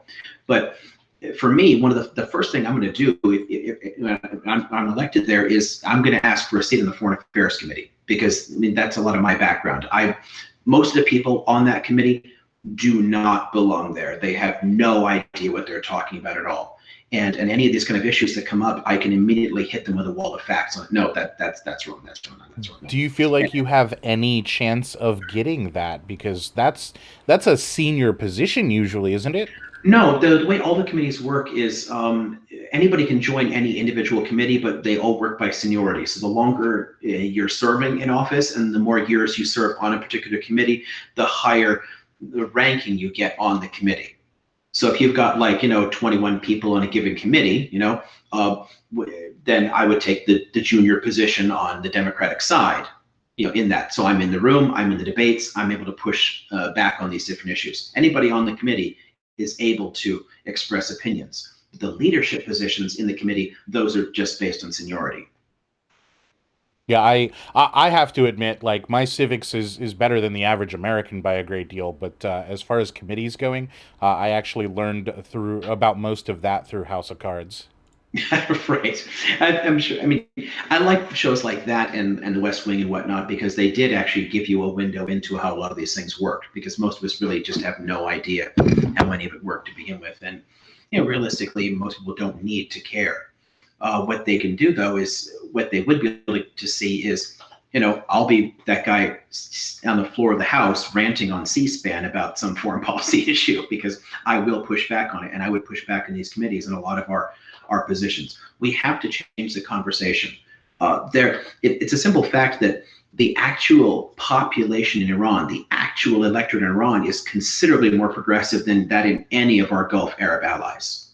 They are far more secular minded. They have a freaking space program and a much more diversified economy. They are a far more natural ally in the region. But our history with them and the antagonism that developed politically make it difficult. And the economic relations with the Gulf Arab states make that even harder. And until we can kind of push back against both of those, and that can only come about through public pressure. People in the United States making it a political issue, saying, why? Okay, yeah, so we talk about human rights all the time, and we complain about Myanmar or China or this or that here. Why are we totally okay with Saudi Arabia, giving 200 lashes to women for adultery or something? Why are we okay with the beheading of gay people? I mean, Right. the Saudis have a reprehensible government. They are literally a terrorist state in many ways, and yet they're our buddy. Iran, right. for all of its problems, for all of the significant problems within the Iranian state, they're actually one of the most democratic states in the Middle East. And they're the ones we hate? Right. No, I actually, sadly, again, getting my politics from a weird place, but I found out about how bad Saudi Arabia is because of Vince McMahon, the owner of the WWE or WWE now, right? Right. And Oh, okay. he, Yeah. Like they're staging the fights over there. right, and people are Yeah. very, Okay. very upset because of how Yeah. horrible of a human rights record that they have. They do, and we don't talk about that. We're fine with the media giving us all kinds of stories about flaws in Iran, and yes, Iran does have significant human rights problems, but Iran's human rights record is actually better than a lot of our friends, and that gets back to the same kind of nonsense we saw all through the Cold War. People pitched it in the U.S. to Americans as a fight between tyranny and freedom. That we were all for democracy and human rights and the Enlightenment, blah blah blah, and their dark dictatorships, and yet tons of our allies all through the Cold War were the most repressive dictatorships in the world, and we were perfectly happy with that. The Cold War was a struggle over economic systems. It had nothing to do with freedom and tyranny, dictatorship Right. or democracy, but it Not was that that's what we're messaged. sold. But it was messaged that way, as if it was a fight over that. And we run into the same kinds of issues with the Middle East. You ignore tons of other areas. I mean, it's a simple fact that in the media in the United States, we tend to make Muslims and terrorists virtually synonymous. And yet, historically, Latin America has produced a lot more terrorists than the Middle East has. Right? It's not the massive problem that people turn it into, and our approaches to it have made all of it worse. We have fed into it directly. Some of this really is just a natural realignment of the military industrial complex, looking for a way to maintain a basic threat level and maintain it or justify its existence. We need to have a particular type of enemy. And the simple fact is, most Americans know almost nothing in the Middle East. You can say, oh, yeah, those people, it's like that, right? Hmm. And never mind the fact that most people in the Middle East want exactly the same things we want. They envy our lifestyle. They don't hate America. They're like spray painting Tupac and Eminem on the walls and wearing American clothes and listening to our music. I mean, it's not that different. But we create a sense of antagonism there in order to manufacture a threat that then continues to justify a long-standing foreign policy posture the U.S. adopted decades ago. Right. We have honestly to face that and do a basic reappraisal of what we're doing. Because what we are pursuing right now is creating problems for ourselves. That's all it is. If Yeah. we stop doing that fundamentally, we can stop wasting the money. Right, and on a an individual citizen level, the same thing follows for terrorist action. One of my least favorite things that I've learned about things lately is that in 2018, every single terrorist action that was undertaken on our soil was by right wing extremists, and that's been growing significantly.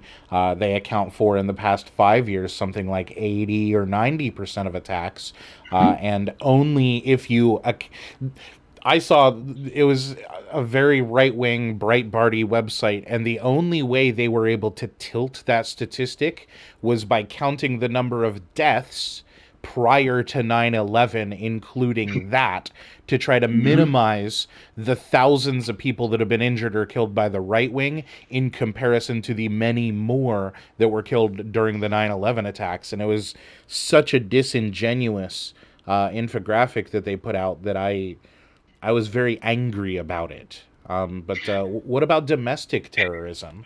And we should be angry about it. The whole thing is deeply frustrating. The the simple fact is, left wing terrorism has been in steady decline since the 1970s. It's And almost was completely disappeared. almost always centered on economic, Exactly. Yeah. commercial terrorism, not against Well, the citizenry. yeah, there was commercial attacks, and so like against animal testing or eco terrorists, that sort of thing. And there were, though, in the U.S., much more so in Europe, there were left wing nationalist movements, right?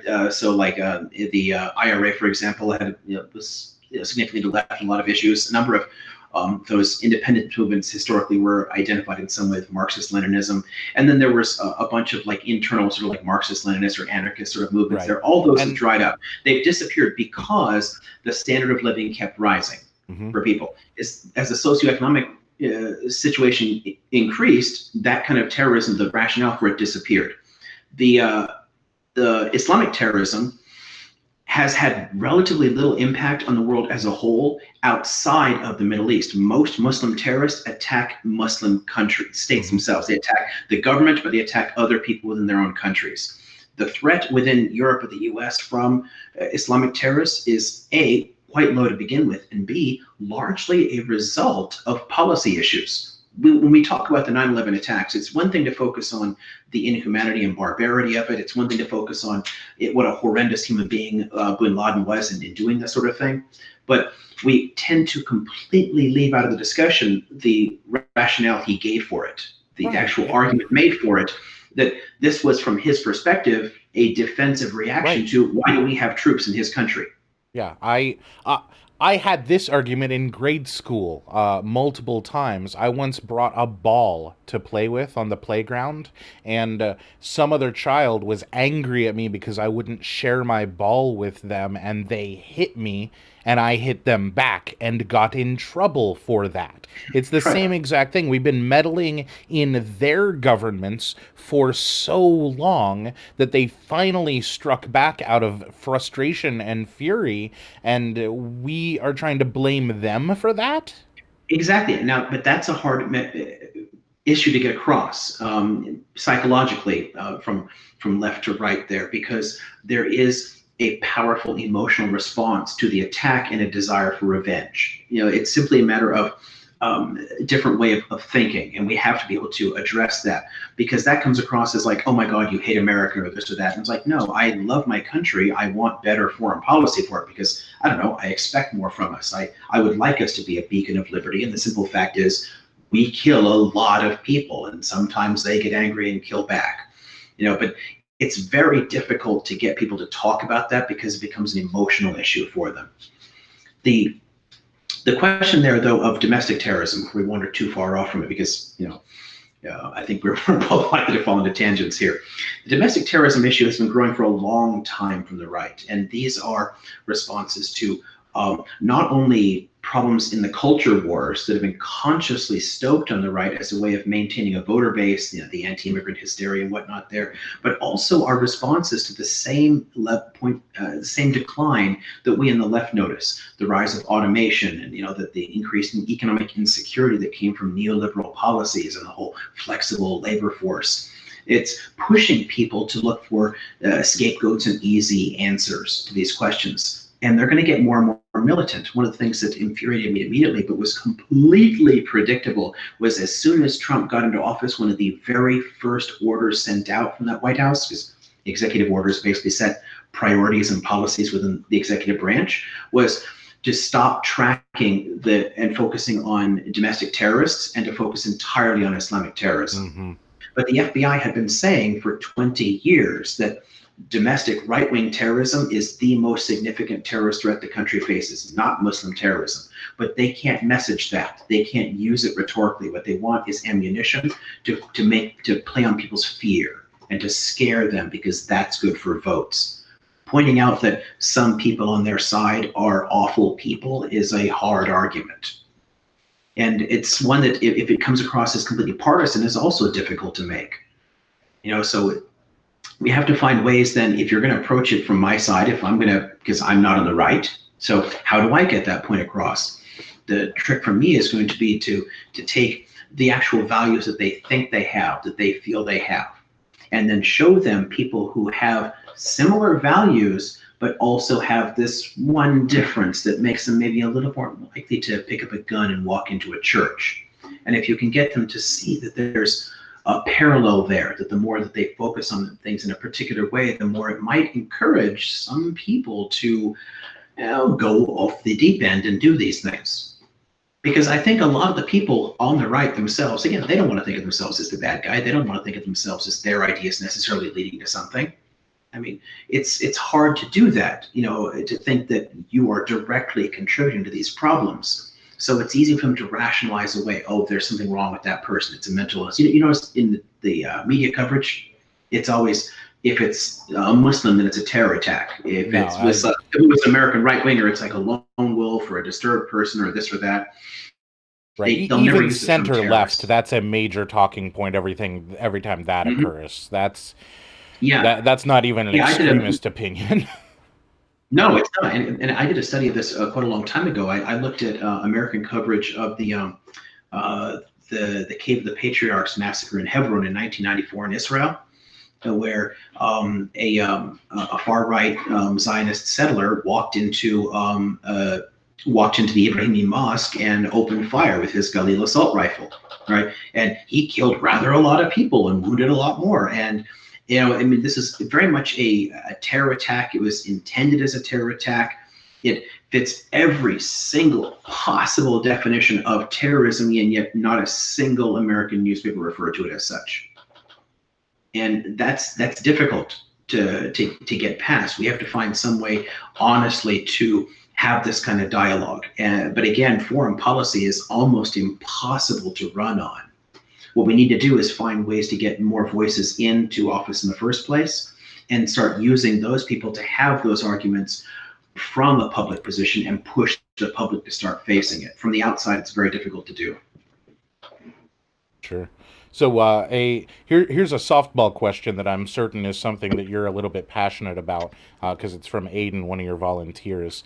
She was asking about the infrastructure of Democrats in your region and how important the governmental infrastructure is to build up and maintain. If you wanted to talk about that for a few minutes.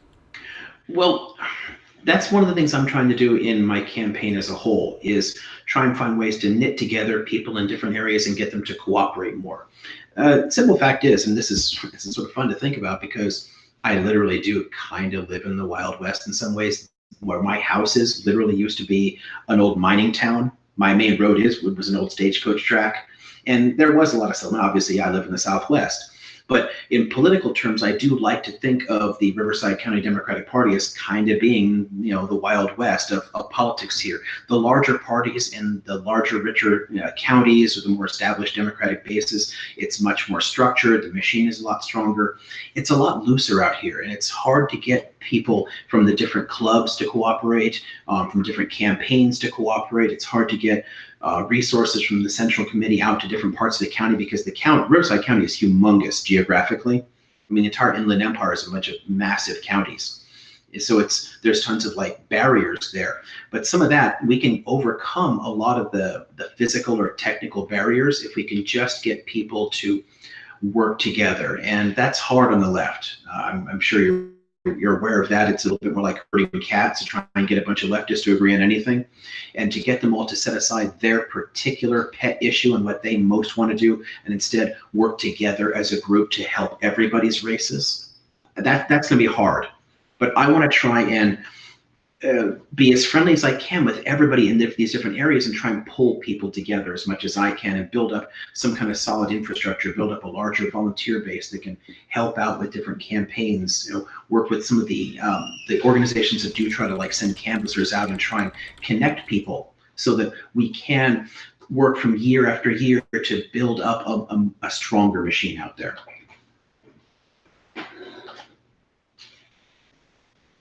Sorry, helping your campaign manager in the chat there briefly, so that she can post links. Yeah, no worries, no worries. So yeah, if Bridget, you want to go ahead and post links now, you should be completely clear to be able to do that. Okay, military budgeting, any thoughts?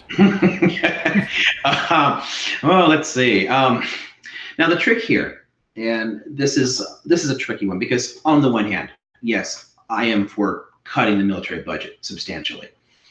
Is that good politics? Not really.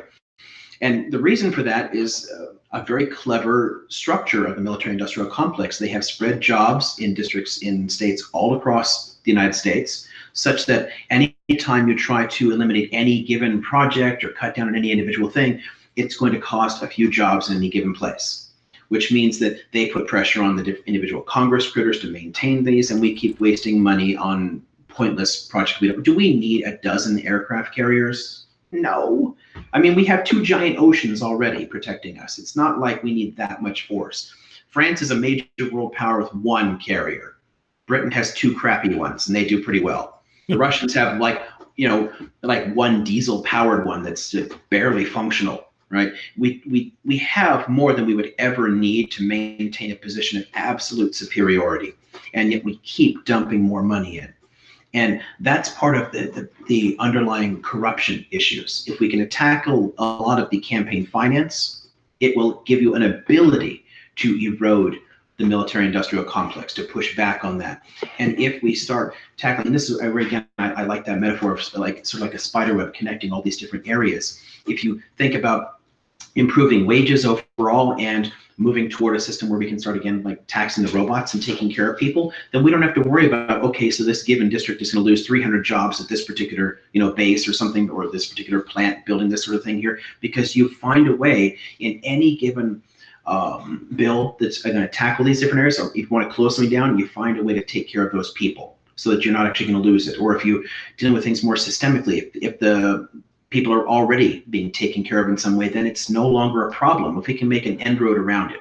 If you right now start off and say, I want to cut the military budget first and foremost, I want to slash this stuff out of here, it's political suicide, because it will cost immediate jobs. It'll lead to revolts in the different districts, and those Congress critters lose their positions. It doesn't work every time. We have to find a way to take care of the economic issue that allows you to cut those jobs.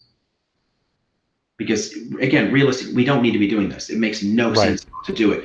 But they have built in a system and built it up over a long time. This was built up from the 1940s on. And they're very experienced at doing it and at playing the politics and manipulating all these different districts. So we have to find a way to erode that system, to break up that architecture. The way to do it is, instead of hitting it head on and attacking it, is to make an end road around it, solve the problems that they're manipulating in order to prop it up. We take care of those problems, and then the entire edifice can collapse. It's like a house of cards ultimately. But we keep trying to attack it from head on. Makes sense to me. Take care of the underlying issues, and then you don't need to worry about what edifice sprung up, right? You wouldn't have the fallout from it, right? From the head-on attack. I mean, the Clinton administration closed a handful of bases, and there was massive fallout from it. And he cut realistically very little out of the budget. It's a tiny dip in the overall steady increase in the budget since World War II. We've been on a wartime budget since World War II, and it's steadily increasing. Clinton actually cut a little bit out of it, and they paid a heavy price for it politically. There was, and a lot of people lost their seats over it because the system is built to maintain it, and it cannot be attacked head on. We have to make an end road around it, undermine what it's built upon, and then it will simply collapse on its own. Okay. So Dorkamus Prime asks in chat about gerrymandering and which you think is more fair between at-large systems and district systems, because he has a girlfriend who lived in 50 just to your south, CA District 50, and they were an at-large system, and he wanted to hear you speak briefly on the differences between those and which you think is a better one. Now, an at-large system, I mean, okay, so I'm not sure exactly how you mean this, because the at-large system, in terms of what works in a lot of parliamentary systems where you've got a number of people elected for a particular area and all the votes kind of count. That's because we haven't had that at all. So I'm not sure what exactly we're okay. Yeah, I'm not familiar with what he's asking either. So okay. we can because just skip that one. I personally am strongly in favor of moving in that kind of direction, because as it stands now, people are disenfranchised in every single state in this union. And it's difficult to make those arguments for people. We often get caught up in the whole EC debate, the electoral college discussions here, which is a much tougher nut to crack there constitutionally. But realistically, the whole voting system doesn't work properly. Liberals in Alabama and conservatives in California all get screwed because their votes just don't count. They're not relevant. So in every single election, if an election is won by one vote, then all those other votes were just wasted. Mm-hmm.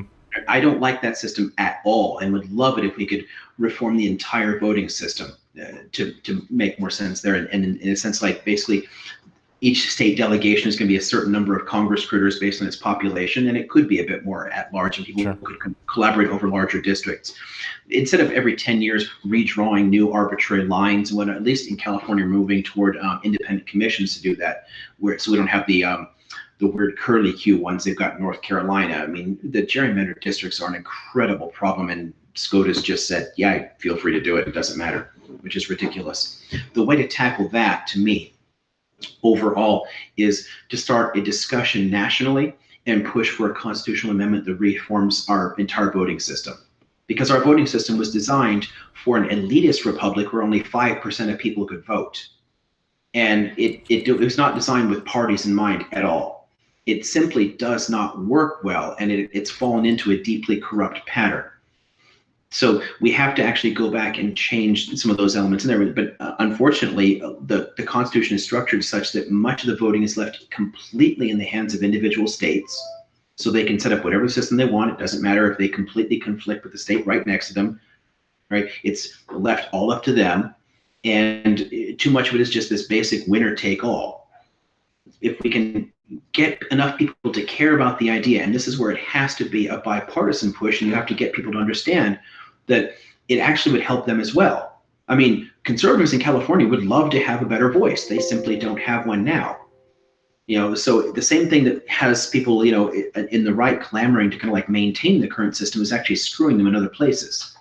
If we can get people at the state level to make a push for this, but it has to, things like that. Same thing with like the electoral college as a whole.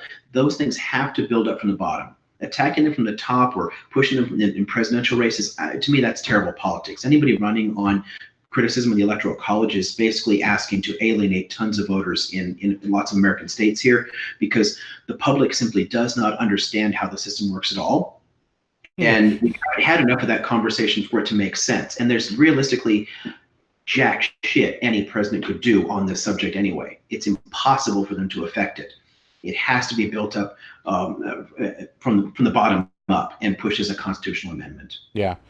Ranked choice seems to be one of the most popular alternative choices. Is that? I quite like it.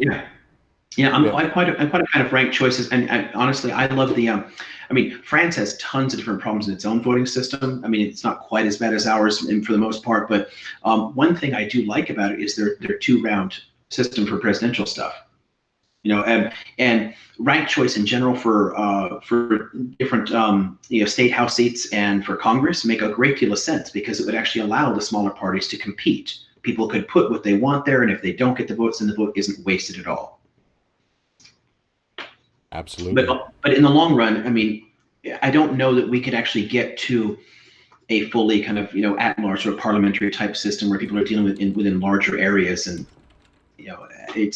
it might be too big a change, but that would be, to me, part of a broader discussion nationally on how we should redo the voting system as a whole. Because I think it does need a fundamental reform, but that has to be a conversation we have as a whole in the public. Yeah, yeah, election reform is definitely something that the incrementalist side of me is very involved in caring about. But yeah. So Yeah, you mentioned the incrementalist and accelerationist dispute at the beginning, and that kind of like stuck with me now because I've had so many conversations with people over the years on that. Sure. The issue for me here, and because I get all the criticisms of the incrementalist approach and the working within the system here. I mean, never mind the fact that tons of anarchists and Marxists have always been involved in these positions anyway, all across the left, liberals, and the idea of not participating. There's always been arguments for participation. But the thing that I think most motivates me on it is simply reckoning with where we are as a whole in our socioeconomic decline and where we are in terms of the cultural shifts. The more that people push for the system to slowly implode, the kind of accelerationist argument there, they're basically asking for a fascist state because that is the most likely consequence. And it could be a well-entrenched one because we are not likely to have the big sort of wars that always lead to them falling apart in the long run. We could end up with, a Franco or a Salazar. People, when you think about fascism, people always point to like the Mussolinis and Hitlers, and they forget Metaxas and Salazar and all these tons of other fascists, and they forget the neo-fascists like the Erdogans and the Putins and whatnot that are using literally fascist ideals, but are doing it within a kind of like semi-sham democratic structure here. That could work in the US, and you could end up with a permanent minority government of the far right. The more we push the system to collapse, the more likely that is to happen. And that absolutely terrifies me. So that's what keeps me from any kind of like sympathy for that kind of approach. As much as I understand the flaws in like, oh yeah, you're working within the system, this or that here, we have to push back against it, and we have to try and like reform the system here because the alternative is truly grim. I'd say that's a fair critique. Yeah. So the one other thing on your webpage that you mentioned that I'm going to question you on here is you mentioned immigration reform. You want to put a cap on the number of people that are allowed to enter, but everybody that does enter, provide them with a path to citizenship, assuming that they don't have any legal outstanding issues. As an anarchist, I'm for the abolition of borders in every way that can possibly be achieved. And we won't hit some of those higher ideals for a while, but I think that open travel through borders is important.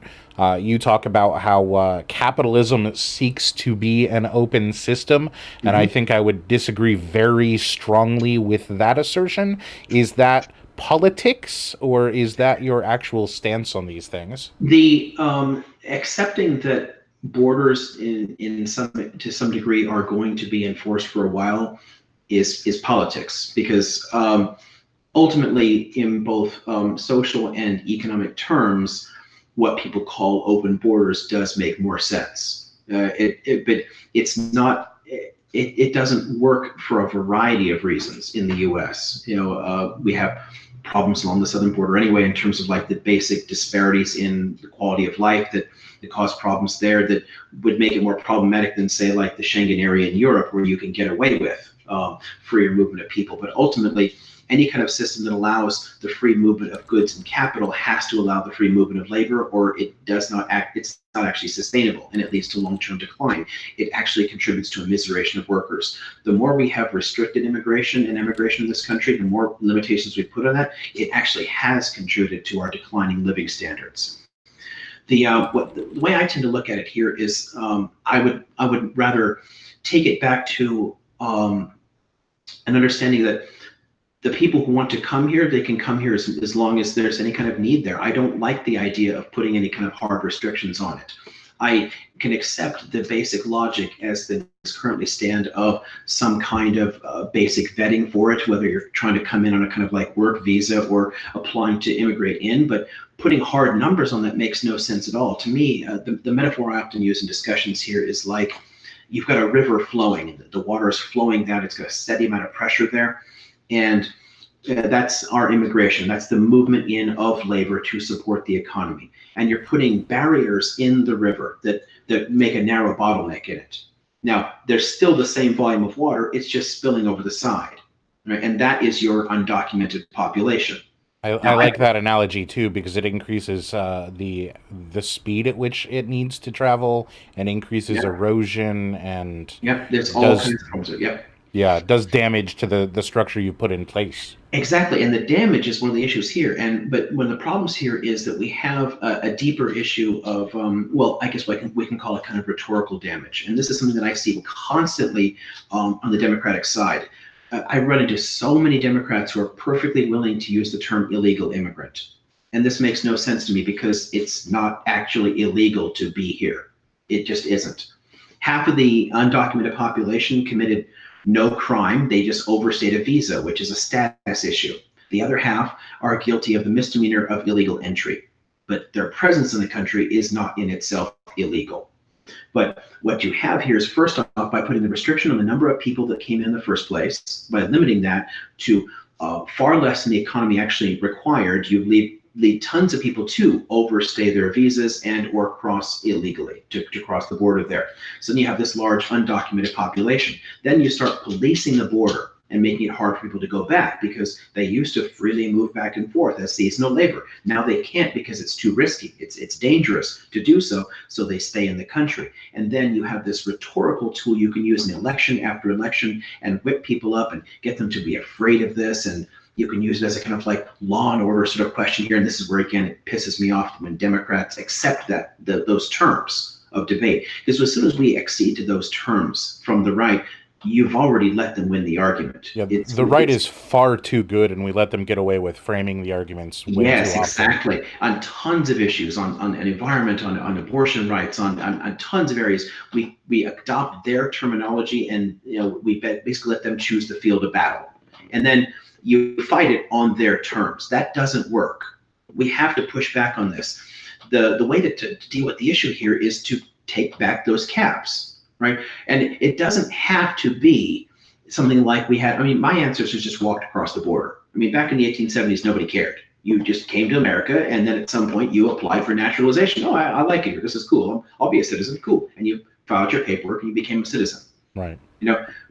Today, given that it's so much easier for people to travel, and there are massive disparities in qualities of life in different areas, and we are going to have, let's face it, tens or hundreds of millions of climate refugees and war refugees coming in the coming decades because of the disasters we're going to face here.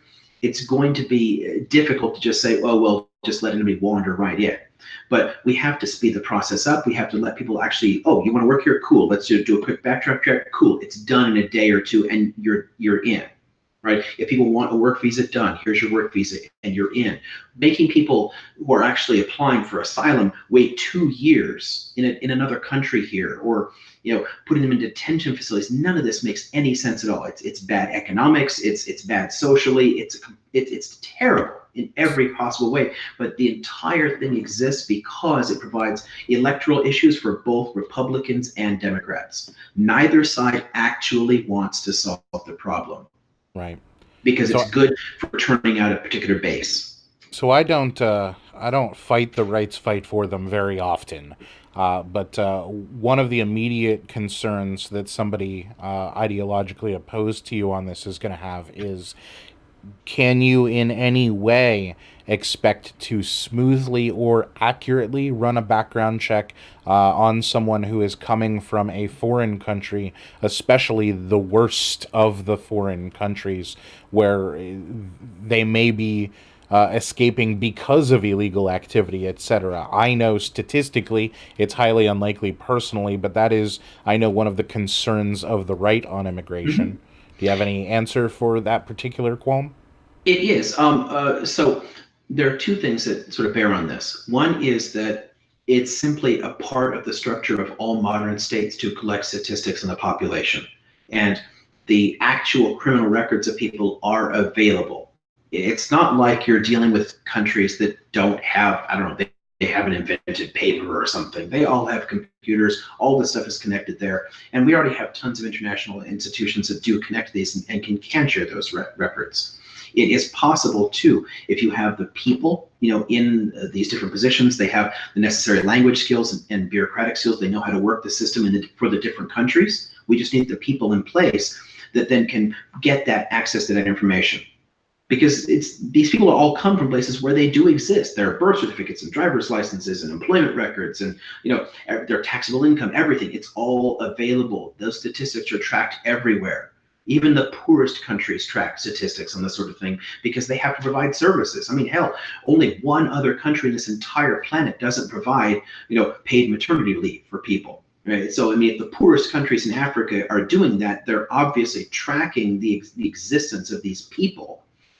So we can do it. We simply are choosing not to, and to instead spend the money on troops policing the border, whatever, the policing the ICE or the Customs and Borders, instead of actually the bureaucrats who could actually manage this sort of thing. And the other one is just it's a statistical one, and that's tough because there's an emotional fear that comes out of this. There are people different from me. These brown people might be dangerous, but it's a simple fact that immigrants of all forms, right, whether they're documented or undocumented, always have had lower crime rates than native born. Always. This is not something. This is not shockingly new. Even when we had, there was an Irish mafia, the Italian mafia, at the height of the criminal elements there, when people were, these immigrant communities were heavily involved in organized crime, still the crime rates among those immigrant communities were lower than that of the native born. It's what it is. It's a kind of a nativist rhetoric, and you have to kind of get around. Oh, absolutely. That. You have to acknowledge their fear and accept, okay, I understand that you're afraid about this, right? And I get that you're afraid. And let me show you some examples of this where we've looked at this and thought this fear was here and realized, no, it didn't happen, and they assimilated and it worked. And if you can if you can do it, it's hard to make those kind of I guess for lack of a better term, factual sort of arguments with people, because what it requires is the patience to also accept the emotional issue, the fact that they are genuinely afraid, and not shame them for it. If you make them feel, if you push them back and say, well, there's no damn reason for you to be afraid of them, it's stupid, look, it's a fact that they're not a problem, then you put them on the defensive.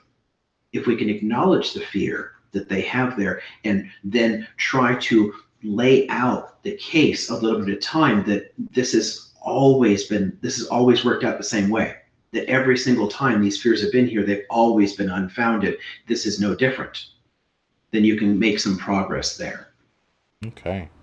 Adjacent to that issue, Dorcas Prime brings up in chat that most H-1B student visas have no intention to stay in the country because they have no path to citizenship. Do you think that we should institute a program to be able to capture these higher level workers that we usually have trouble keeping in our own economy sometimes? Absolutely. A huge proportion of the American Nobel laureates are foreign born. The fact is, we used to invest heavily in our school systems, and we've done a lot less of that, which endlessly frustrates me, the money that's been pulled out of higher education in this country. But we had a hell of a head start, and we still have nearly all of the best universities in the world are still in the United States. And we're always going to attract tons of talented people. Some of those people are going to want to take those skills, and they're going to go back and they're going to develop their own countries. Great. Bravo for doing that. But plenty of them would choose to live here, and that's a massive benefit for us. So yeah, obviously I'd be absolutely in favor of saying, hey, you want to stay here and contribute and innovate in the US? Right on, here you go. I mean, to me, it falls in the same kind of categories. I mean, I would like to go back and reform a kind of basic guest worker system as well. You can use the same kind of model with students. If someone wants to work in the U.S. for a while, here is the paperwork to do that, and it comes with the full legal status, so we have all the protections of a permanent resident, so they can't be sort of taken advantage of by employers. right? You have legal protections, but it's not intended to be permanent. The people who get those should have the right then to apply to make them permanent, because maybe they came here and they wanted to go to school for 4 years, or they came here and they wanted to like work for 2 seasons and then go home and take care of their family. But I don't know, they fell in love, or they got a great job offer or something. Something comes along there and say, you know, I kind of like this America place, and I'd like to make it awesome, because that's what immigrants have always done, is made America more awesome. So they should be able to then simply apply for a status change and turn that into a permanent residency, and then apply for full citizenship. Yeah. So I'm obviously all for free travel across the borders, and citizenship being relatively easy. But on the right, I don't think I've ever heard people complaining about, say, a nice Chinese student that comes here and gets a tech degree and then takes one of those jobs, right? The only concern I've ever heard from the far right is the migrant farm workers who are working the jobs that no American really wants to do in the first place because of the back-breaking labor involved and the Right. low pay, but they don't complain about the ones taking real good jobs, right? And as somebody you've mentioned multiple times during our talk that you try to come at things to be able to explain to them around the issue. What's the difference in how they view those people, and what's the path to getting them to understand that the migrant farm workers are less of a risk to our economy than anything? They're foundational, really, because I'm already sick of paying an extra 50% for my avocados this year. Right. Yeah, I mean, and you are right in that the Turk or Gerbs kind of like arguments do tend to be much more focused on, the menial labor, right? The sweatshop and agricultural type labors, as opposed to, say, the Vietnamese or Indian people coming in taking tech jobs in Silicon Valley. Those are that. But I still do see those arguments from the right at times. It does still show up there, but they can rationalize that by saying, well, maybe Americans aren't qualified for those jobs, but Americans are qualified for these other lower jobs, so that's more of a problem. The simple fact is they're not actually in competition with the immigrant labor anyway. I mean, you already pointed to the fact that a lot of this work is extremely difficult to do. That a lot of it is backbreaking and hard. But that falls into the broader history of America as an immigrant country. People have always come here. They've taken the worst possible jobs, worked, busted their ass, and their kids did better than them. Mm-hmm. And that's been part of like what made us a great country in the first place.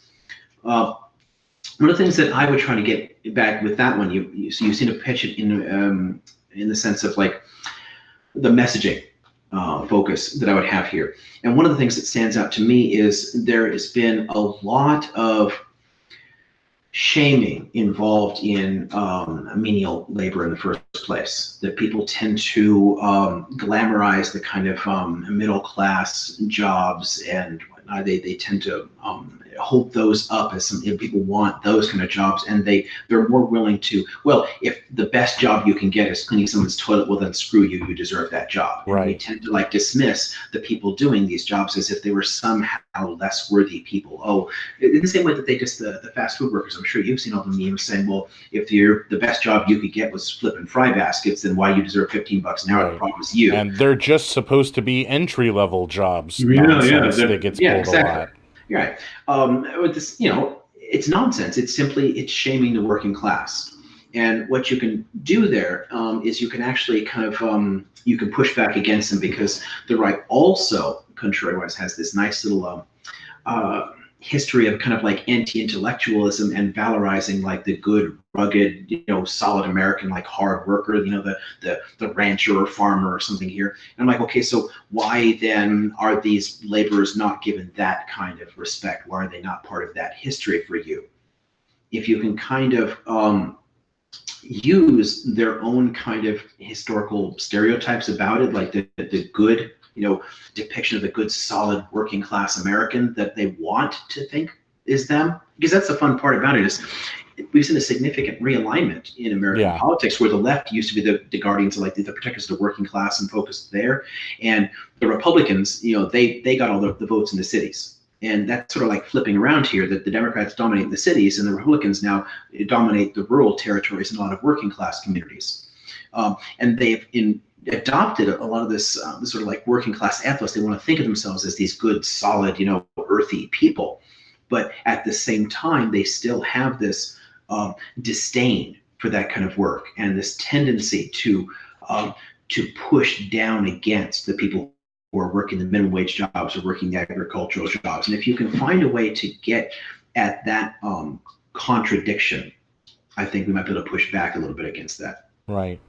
Yeah, because even the saltiest of the earth people, right, farmers, don't tend to be laborers. They tend to be multi-generational wealth holders who employ these backbreaking laborers occasionally, but more so they're moving to a space of driving around in an air-conditioned piece of farm equipment that, yes, they largely are having to maintain themselves, but when they have fully functional gear, all they're doing is, the work of 20 men simultaneously and not paying for that labor because the great-great-grandfather happened to open a farm on 200 acres so many years ago, and they've accumulated wealth ever since. Which plays into some of that that little contradiction there, because there is a sense of elitism then, because they can look down on the people who didn't do that, who don't own the farm, who are forced to do the kind of like, I don't know, to use the older term, kind of like a sharecropping kind of idea, or the tenant farmers, this or that, and they can look down on those people for that. But if you can get people to relate to it as well too. I mean, a lot of those family farms have been in decline for a long time and are losing out to the giant agribusinesses. Right. People are having, their kids are, instead of staying on the farm, they're heading off. My partner lives in northern New York. We're sort of stuck on opposite sides of the country because of our own different circumstances here, and she lives in farm country. Her family actually were farmers. Her mother went to college and became a teacher, but her three brothers all stayed on the farm and kept farming. But every generation it loses more and more people, and they drift off into the cities. They leave the area entirely.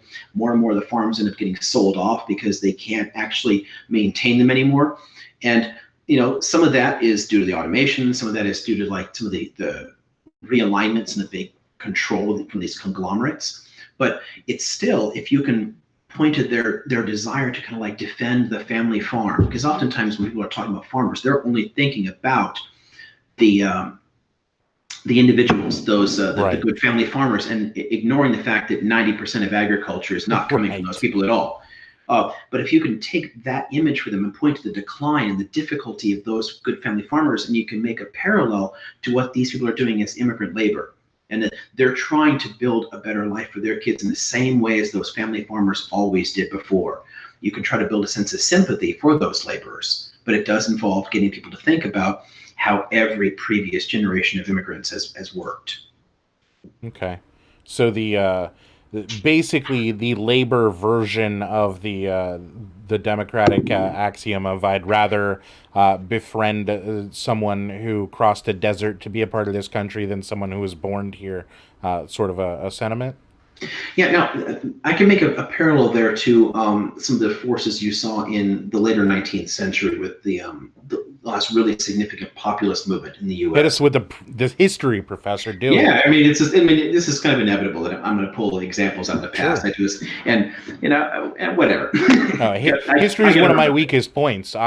Especially foreign history, but like history was nothing but memorization, and I prefer manipulating things. Yeah, and I hate that about it. I mean, particularly high school history, it's pathetic. But even even in some college classes, it's problematic. If you're just giving people lists of like names and dates and all that kind of crap, you don't get the point of any of it, and you retain nothing. One of the things that I would point back to is when we last saw significant alignment between the different working classes, urban and rural, and across racial boundaries. When you saw like poor black and poor white farmers and poor black and poor white industrial laborers collaborating, there was a significant pushback to draw in divisions, to separate them. What broke the populist movement was actually a significant push towards more racism. It's actually contributed to like the rise of the whole Jim Crow system in the South, was to break that solidarity and stop people from working together to advance their own interests. And we are dealing with the long-term consequences of that shift. So it's a lot harder to reach people, some people at this point, because they have a harder time seeing that solidarity because they've faced generations of rhetoric that's told them they're not like that, and that the poor whites have more in common with the rich whites than they do with the poor black person living next to them or the poor brown person living next to them. Right. And that's simply never been the case. But it's a hard argument to make to people because it can, again, bring up these associations. Oh my God, I'm socialist or this or that.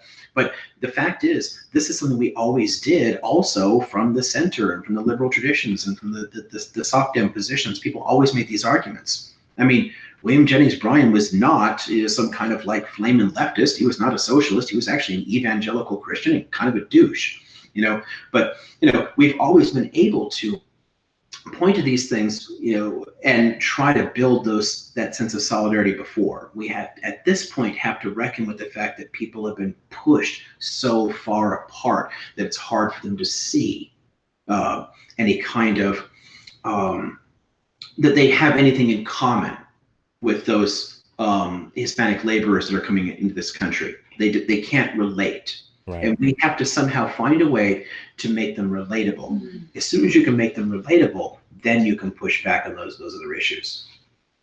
Fair. So let's give you the biggest softball yet. What are your thoughts on this whole free higher education student loan forgiveness thing that's starting to be talked about a lot on the left? I missed a second of that. It was about did you say student loans? Sure, yeah. Student loan debt forgiveness, free higher education, etc. Your platform on your website says that you're all for it.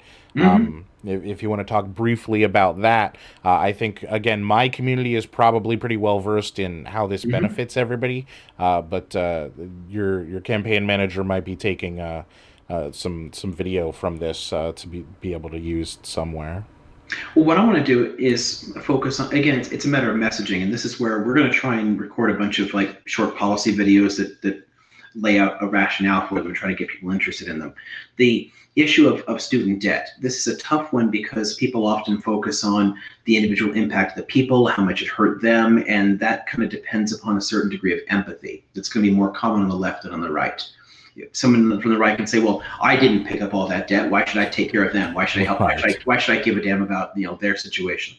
So you have to instead flip the logic on it. If the argument here is that if allowing that much debt to accumulate in the first place, right? So that ties into the cost of education in the first place, pushing that back down so that the student loans don't build up in the first place, get to like tuition-free trade schools and community colleges and public universities. The debt keeps people from being able to get by economically. It slows down all their other purchases. Somebody graduating from college with $100,000 in debt, they're not buying a car, they're not buying a house, they're not starting a family, they can't afford to, which means they're not spending money in their communities, they're not contributing to the jobs that the people who didn't go to college would get, because guess what? All those nice union carpenters who'll be cranking out new houses for all the graduates to get, they don't get those jobs because people can't afford to buy those houses. And the same thing with the debt forgiveness too. I mean, we bailed out automakers, banks, all kinds of things here over the years here. Why not bail out the students? But if you pitch it in terms of taking care of them, of just helping them out, you get that same resistance. You get this, well, why should I give them? I didn't pick up this debt, screw them. So instead you say, well, wiping out the student loan debt means that people don't have those massive debt payments every month. So guess what? They're going to buy more of the junk in your stores. They're going to hire you for more jobs. They're going to afford to be able to buy a house. They're going to pick up new cars, everything. It boosts the entire economy. Right, and I'm old enough to have been old enough for the Clinton stimulus that happened way back in the 90s, or was it early 2000? But every working person getting $100 was a nice little boon for me because I was the working poor. We've proven time and time again that giving money to the rich just leads to more hoarding, but Hmm. giving money to the poor immediately solves problems, and that Hmm. money circulates so many times in the local economy that that actual $100 does $400 or $500 worth of work. Hmm. Because the poor spend their money, the Mm, rich can't. That's not how it works. If you want to make people richer, you give money to the poor. That grows the entire economy, and it also, in the long run, helps the rich as well. If you give the money to the rich, it doesn't help anyone. To me, that's what I describe as a basic Fordist logic. People tend to associate Ford with like the assembly line, mhm. but that was not the most important innovation that we can see from that. Ford was one of the first major industrialists in the US to recognize that if you paid the workers enough that they could afford to buy your product, you would sell more of your product. Right. And Uh, that's something that businesses have forgotten that we used to know. And that again is a place where I made the connection earlier between the businesses and the policymakers have to work in conjunction here. If the policymakers can push them a bit here, it actually helps the businesses themselves to sell more of their products. right. Yeah, I hate to take wisdom from capitalists at this point, just as a standing position. But Yeah, yeah, making I absolutely can respect that, but the problem here is you have to win. You have to win an argument with people who consider sure, themselves to be capitalists. So I love turning their arguments against them. right, I right, love pulling absolutely, examples from capitalists, whether capitalist economists or industrialists or whatever, and say, look, this worked here, and this is how we built the middle class. Okay, you guys want to ramble on about making America great again? Why not pay attention to the policies used at the time instead of running on their exact literal opposites, which is what they're doing now. right. You have to Well, basically take their own arguments and turn it against them. because I think we can largely agree that the people who are pushing that rhetoric actually understand what they're saying and doing and know that they're lying about it. They just know that they can convince people of that lie and get them to go along with it so that roughly half of the country seems to want that thing that's been sold to them as beneficial when they knew all along that the only people that were going to benefit was that the top 10% or so of people. Now that is sometimes true and sometimes not. Sure. I think it's considerably more of a gray area than that. There are a lot of people both in the business community and certainly in Washington who are well aware that the entire thing is bogus. That the trickle down doesn't work. That only trickle up works. That what they're selling is a fraudulent bill of goods. A lot of them know it, but plenty of other people only hear the arguments. And realistically, we have to accept that plenty of people can be convinced by crap like Turning Point USA that it will work. And they can then take that and themselves keep pushing those kind of arguments.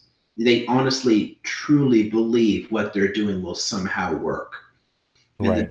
and those people are the ones that you actually have a more realistic chance of working on in a sense, because obviously the dishonest ones, you mean they know what they're doing, you can't get to them at all. If you can erode the arguments for the true believers, you've got a chance there. But realistically, your main target should be the workers who are being snowed by them in the first place, and find a way to reach them. And the reason that rhetoric works in the first place, the reason that the TPUSA stuff and the PragerU stuff works, is it is actually brilliantly constructed propaganda that plays upon the emotions of a particular group of people. You have to recognize the why what they're doing works in order to get at those same kind of people. Right. Dorcas Prime is asking if there's any example of debt forgiveness on this level in the United States. I don't know why he's restricting it that way. I would say in a similar capitalist structure is the only important part here. And instead of bailing out the banks, helping out people to fix the problem that actually occurred. Is there any history of that that you're familiar with that we could point to argue the case for doing this? Uh, there have been a number of places where things like this have been done, and certainly there's tons of time when a lot of debt has been taken on or transferred from different businesses. When you've seen significant collapses in different financial sectors, there's been quite a few times when whole industries have been bailed out, sometimes in a way that, I mean, okay, the auto loan, so the auto manufacturer's one doesn't work because ultimately all that was paid back, but there's plenty of industries where they just straight out, forgave loans or took that stuff on. We have done a lot. I have a list on my computer of a number of places where you can track over the course of the century, these hundreds of billions of dollars in bailouts to different industries. So it's been done, certainly, and sometimes it's helped and sometimes it hasn't, but that's beside the point there. The thing to work on there, and this, I guess, I'll push back a little bit on the structure of the question, because it, I think, plays into an argument from the right. They'll point to the debt and the deficit, and they'll say this is too expensive, you can't do it. Right? So if you're discussing in terms of like the scale of the forgiveness, you're honestly inviting those kind of conversations in the first place. I would point more to the benefits of having done it and how it actually would return a tremendous amount of money to society. If this is done, you're going to get such a huge boost in spending that you've made up for what you did. Right. I don't understand the complaints about those, because we're not talking about just we're talking about debt forgiveness in this case. I'm certain that those I don't know how that's going to be squared with the banks exactly, but they're not just going to be given all of that money either, because I'm certain that would do a lot of harm as well. We're talking about just telling these people they no longer owe that money. And do people think that they're just going to hold on to that money? Like that, those dollars are going to be spent. And I don't understand why people try to have large economic discussions and why they think that they're qualified to do so, basically. Well, that's a whole different issue there. Sure. I mean, there's your Dunning-Kruger curve. I mean, one of my favorite studies. Yeah, people always feel that they're qualified to talk on any range of issues. I could not tell you how many times I've had discussions with someone with, I mean, and again, not to bash it in any way at all. I mean, I'm not going to approach this from an elitist standpoint, but someone with a high school education basically telling me that I know crap about history, that I know nothing, and I'm just talking out of my ass. Right. Because he watched a documentary on the History Channel once. Right. The degree to which people can be thoroughly convinced and argue from that, I mean, so that's a hard one to get around. But the debt forgiveness issue, it's tricky because a lot of that money did come from these different private banks in the first place. It wasn't money that came out of the federal government, so they can't simply just forgive it. Honestly, it is a matter of, it is a big handout to a lot of these people. They'll have to work it out in such a way where they don't get all the dollars for it, that it's like, okay, you're going to pay X number of cents on the dollar or whatever. But they're still going to get cash as well out of it. And that's right. Obviously, we can't leave them completely blowing in the wind. And that's where the fight's over. Like, well, it's still cash, and so somehow the taxpayer is subsidizing blah blah blah all these students or whatever. And that's not the way to look at it at all, because one of the things the right is often able to do is turn things into a handout, make it look like you're just giving money to people, who did such and such wrong. And the trick is to get people to look at it in terms of how it benefits them. That this is simply a matter of investing in such a way that it benefits not just those students, but directly gives them more work. Got it. So somebody asked earlier in chat, what's your basic stance on gun control? That's one that the right and the left have some feelings about. Mm-hmm. Yeah, it's a tough one. It's a tough one, and I expect to have. I already have and will continue to have arguments with this, with people on both sides all the way throughout. And I'm never going to be able to please everybody. And sure. I'm comfortable with that. My position here is to follow the data and look at some of the things that have worked in different parts of the world here, where you do, I tend to favor a training and certification system that you can kind of, I guess, as a model, like think about the DMV or something. You want to, just like I want to drive a particular vehicle, I have to like study how to do it, take a test that shows I do it, get certified to do it, and then recertify every few years. Same thing with any class of firearms. That way we know, when your dog is able to shoot you, the problem is you and the way you stored that weapon.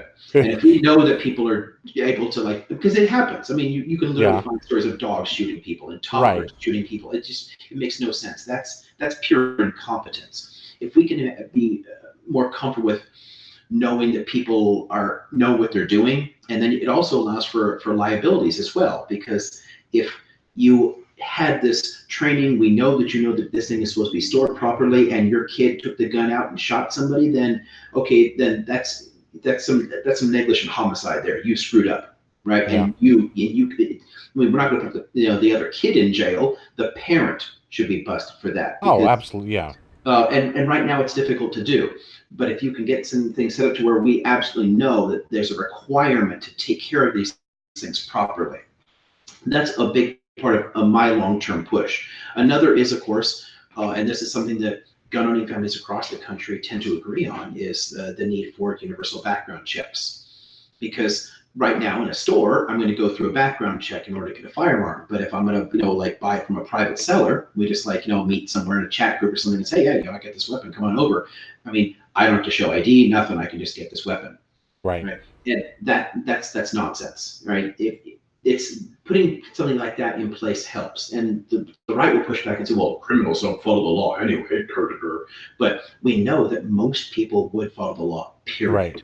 And it makes it disincentivizes those kind of sales, because the person is less likely to want to put their weapon out there, knowing that the only person who's going to kind of get it is probably someone with some criminal intent. So it makes it a little harder, and it's easier to stop that sort of thing. The simple fact is, tons of people who've been involved in mass shootings did have serious problems and should not have been able to have access to these things in the first place. Right. If we can get to where the weapons are better stored in the house from the actual owner, and it's harder to acquire them, then that would put a significant dent in it. And I think a lot of that can be done without actually trying to push back in such a way that puts people on the defensive. I think the gun control issue in general tends to it excites tons of passions. It becomes a wedge issue. This to me is a strategic one, and it's something that I try constantly to convince Democrats of, and it's a hard one because this is such an emotional flashpoint for people. All of us should be furious about kids being shot at schools or whatever. I mean, it's horrifying to watch this happen in my country.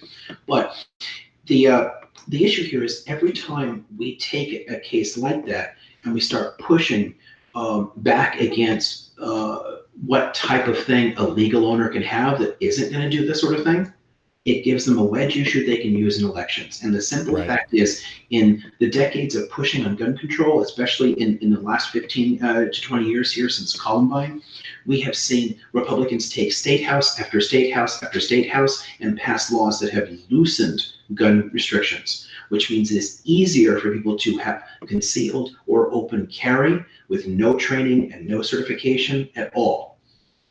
And that's going to keep happening. If you put people on the defensive, they weaken gun control in other places. Every time California tightens its gun control laws, Arkansas is going to make theirs worse. And guess what? We're in the same country. I mean, you're in Illinois, right? Chicago area? I am, yes. Okay. And so Chicago comes up a lot in these discussions here. So here's the thing that I always point to people. Chicago can have as good a gun control as it possibly wants, and it's irrelevant in the end of the day, because I can drive across the border to Indiana and buy whatever I want. Right. There's no way that Chicago can possibly control the firearms in there as long as Indiana is not going to. And every time we push this, it gives the Republicans a wedge issue, and a lot of people are single issue voters. So we have to push back in a smart way and be a bit strategic about it. In the long term, I have the same basic goals as any good gun control advocate would here, because we shouldn't want this kind of stuff floating around the streets. We don't want these shootings. I mean, the United States had real issues with this. But the simple fact is, the socioeconomics play a big part in this too, right? Our decline. I mean, the Norwegians have tons of guns and almost no shootings because they don't live in constant fear of losing their jobs and sickness, and they actually provide, go figure, like, healthcare and mental health care to people. I mean, you don't have all these other factors that get in the way there. If we can tackle some of the core issues instead of, again, chasing after only the symptoms, and we'll make more progress. And since chasing after some of the symptoms has proved directly counterproductive empirically in the last 20 years and actually made us less safe because of the way Republicans can use it as a wedge issue and weaken gun restrictions. I mean, you can make the case that some of these pushes for like the magazine restrictions and whatnot are actually contributing to the violence. It's making it worse for all of us. That's a fair point. So your manager, Bridget, is telling me that they want to try to get you out of there in a couple of minutes or so. So one last question. Easy one, depending on how nerdy you run. You said you were a Linux user. What distro do you use and why? Okay. Yeah, I was for a while a computer network manager. That was how I got out of the solid working class. I mean, my background, I was fourth generation longshoreman. None of my family had gone to college at all. And one of the way that I managed to start saving up some money was I fell in doing like, computer repair tech, just, self-taught, and then slowly climb my way up to where I was actually network manager at an aerospace company. And from there, I managed to jump into college and get to do what I really wanted to do. Sure. So along the way, I used to support tons of like Unix and Linux servers. For me now, since I don't have to deal with servers anymore, I mean, back in the day, I ran a lot of like of Debian servers, and I ran several FreeBSD and then as well as like Solaris and support AIX boxes as well. For me, I mostly at this point, since I'm using a laptop and whatnot, I often use Mint. But I heavily customize it. I prefer XFCE because it's a very light desktop.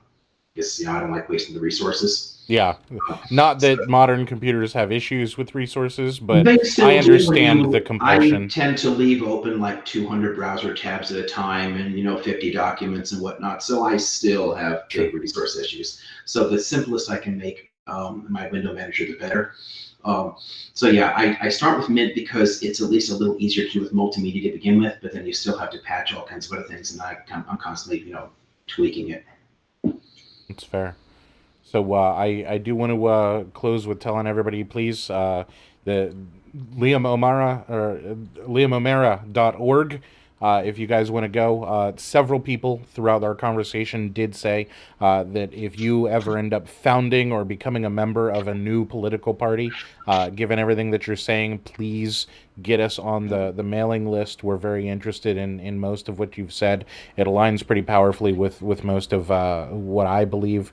Guys, if you have an extra couple of dollars, I'm certain that the doctor could use it to be able to get his stuff taken care of. Any closing thoughts? Yeah, I can make a good closing thought on something that you just raised right there. Because for me, I was for most of the last few decades, I was an independent.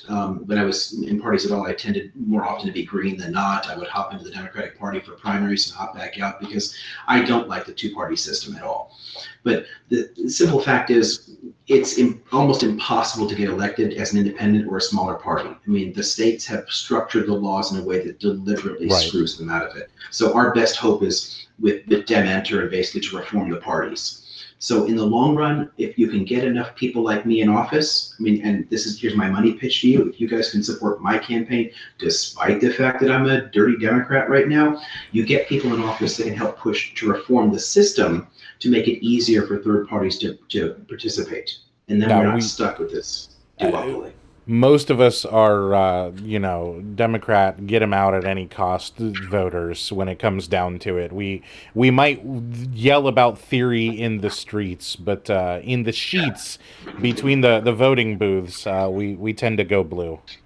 Yeah, and I know those can be hard choices for a lot of people, but ultimately we do need to get to a point where we can have a fuller participation, and we have parties that represent a range of different views. But the legal structure, and then it gets back to our constitutional question about the voting structure.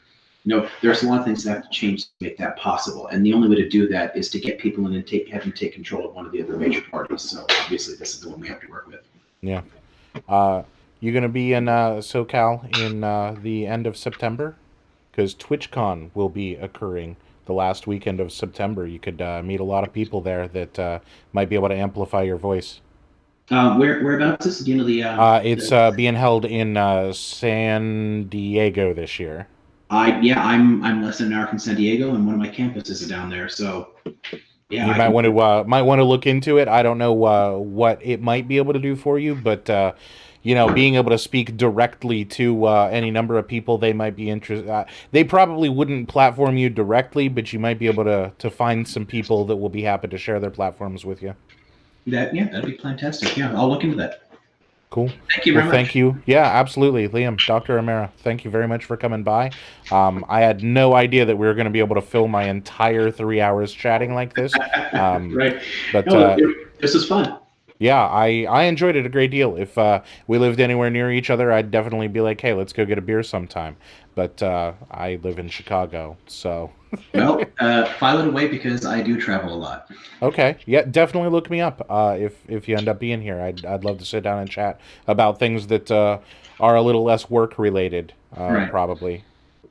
All right, sounds good. Well, Yeah, thanks very much. absolutely. Thank you for your host that was able to share their internet and their access to be able to get you here. Sorry it didn't work as super well as we wanted it to, but yeah, I'll talk to Bridget in email about getting her the footage from this that she wants, and really appreciate it. All right, sounds good. Thanks much. Yeah, have a good night. Have a good night.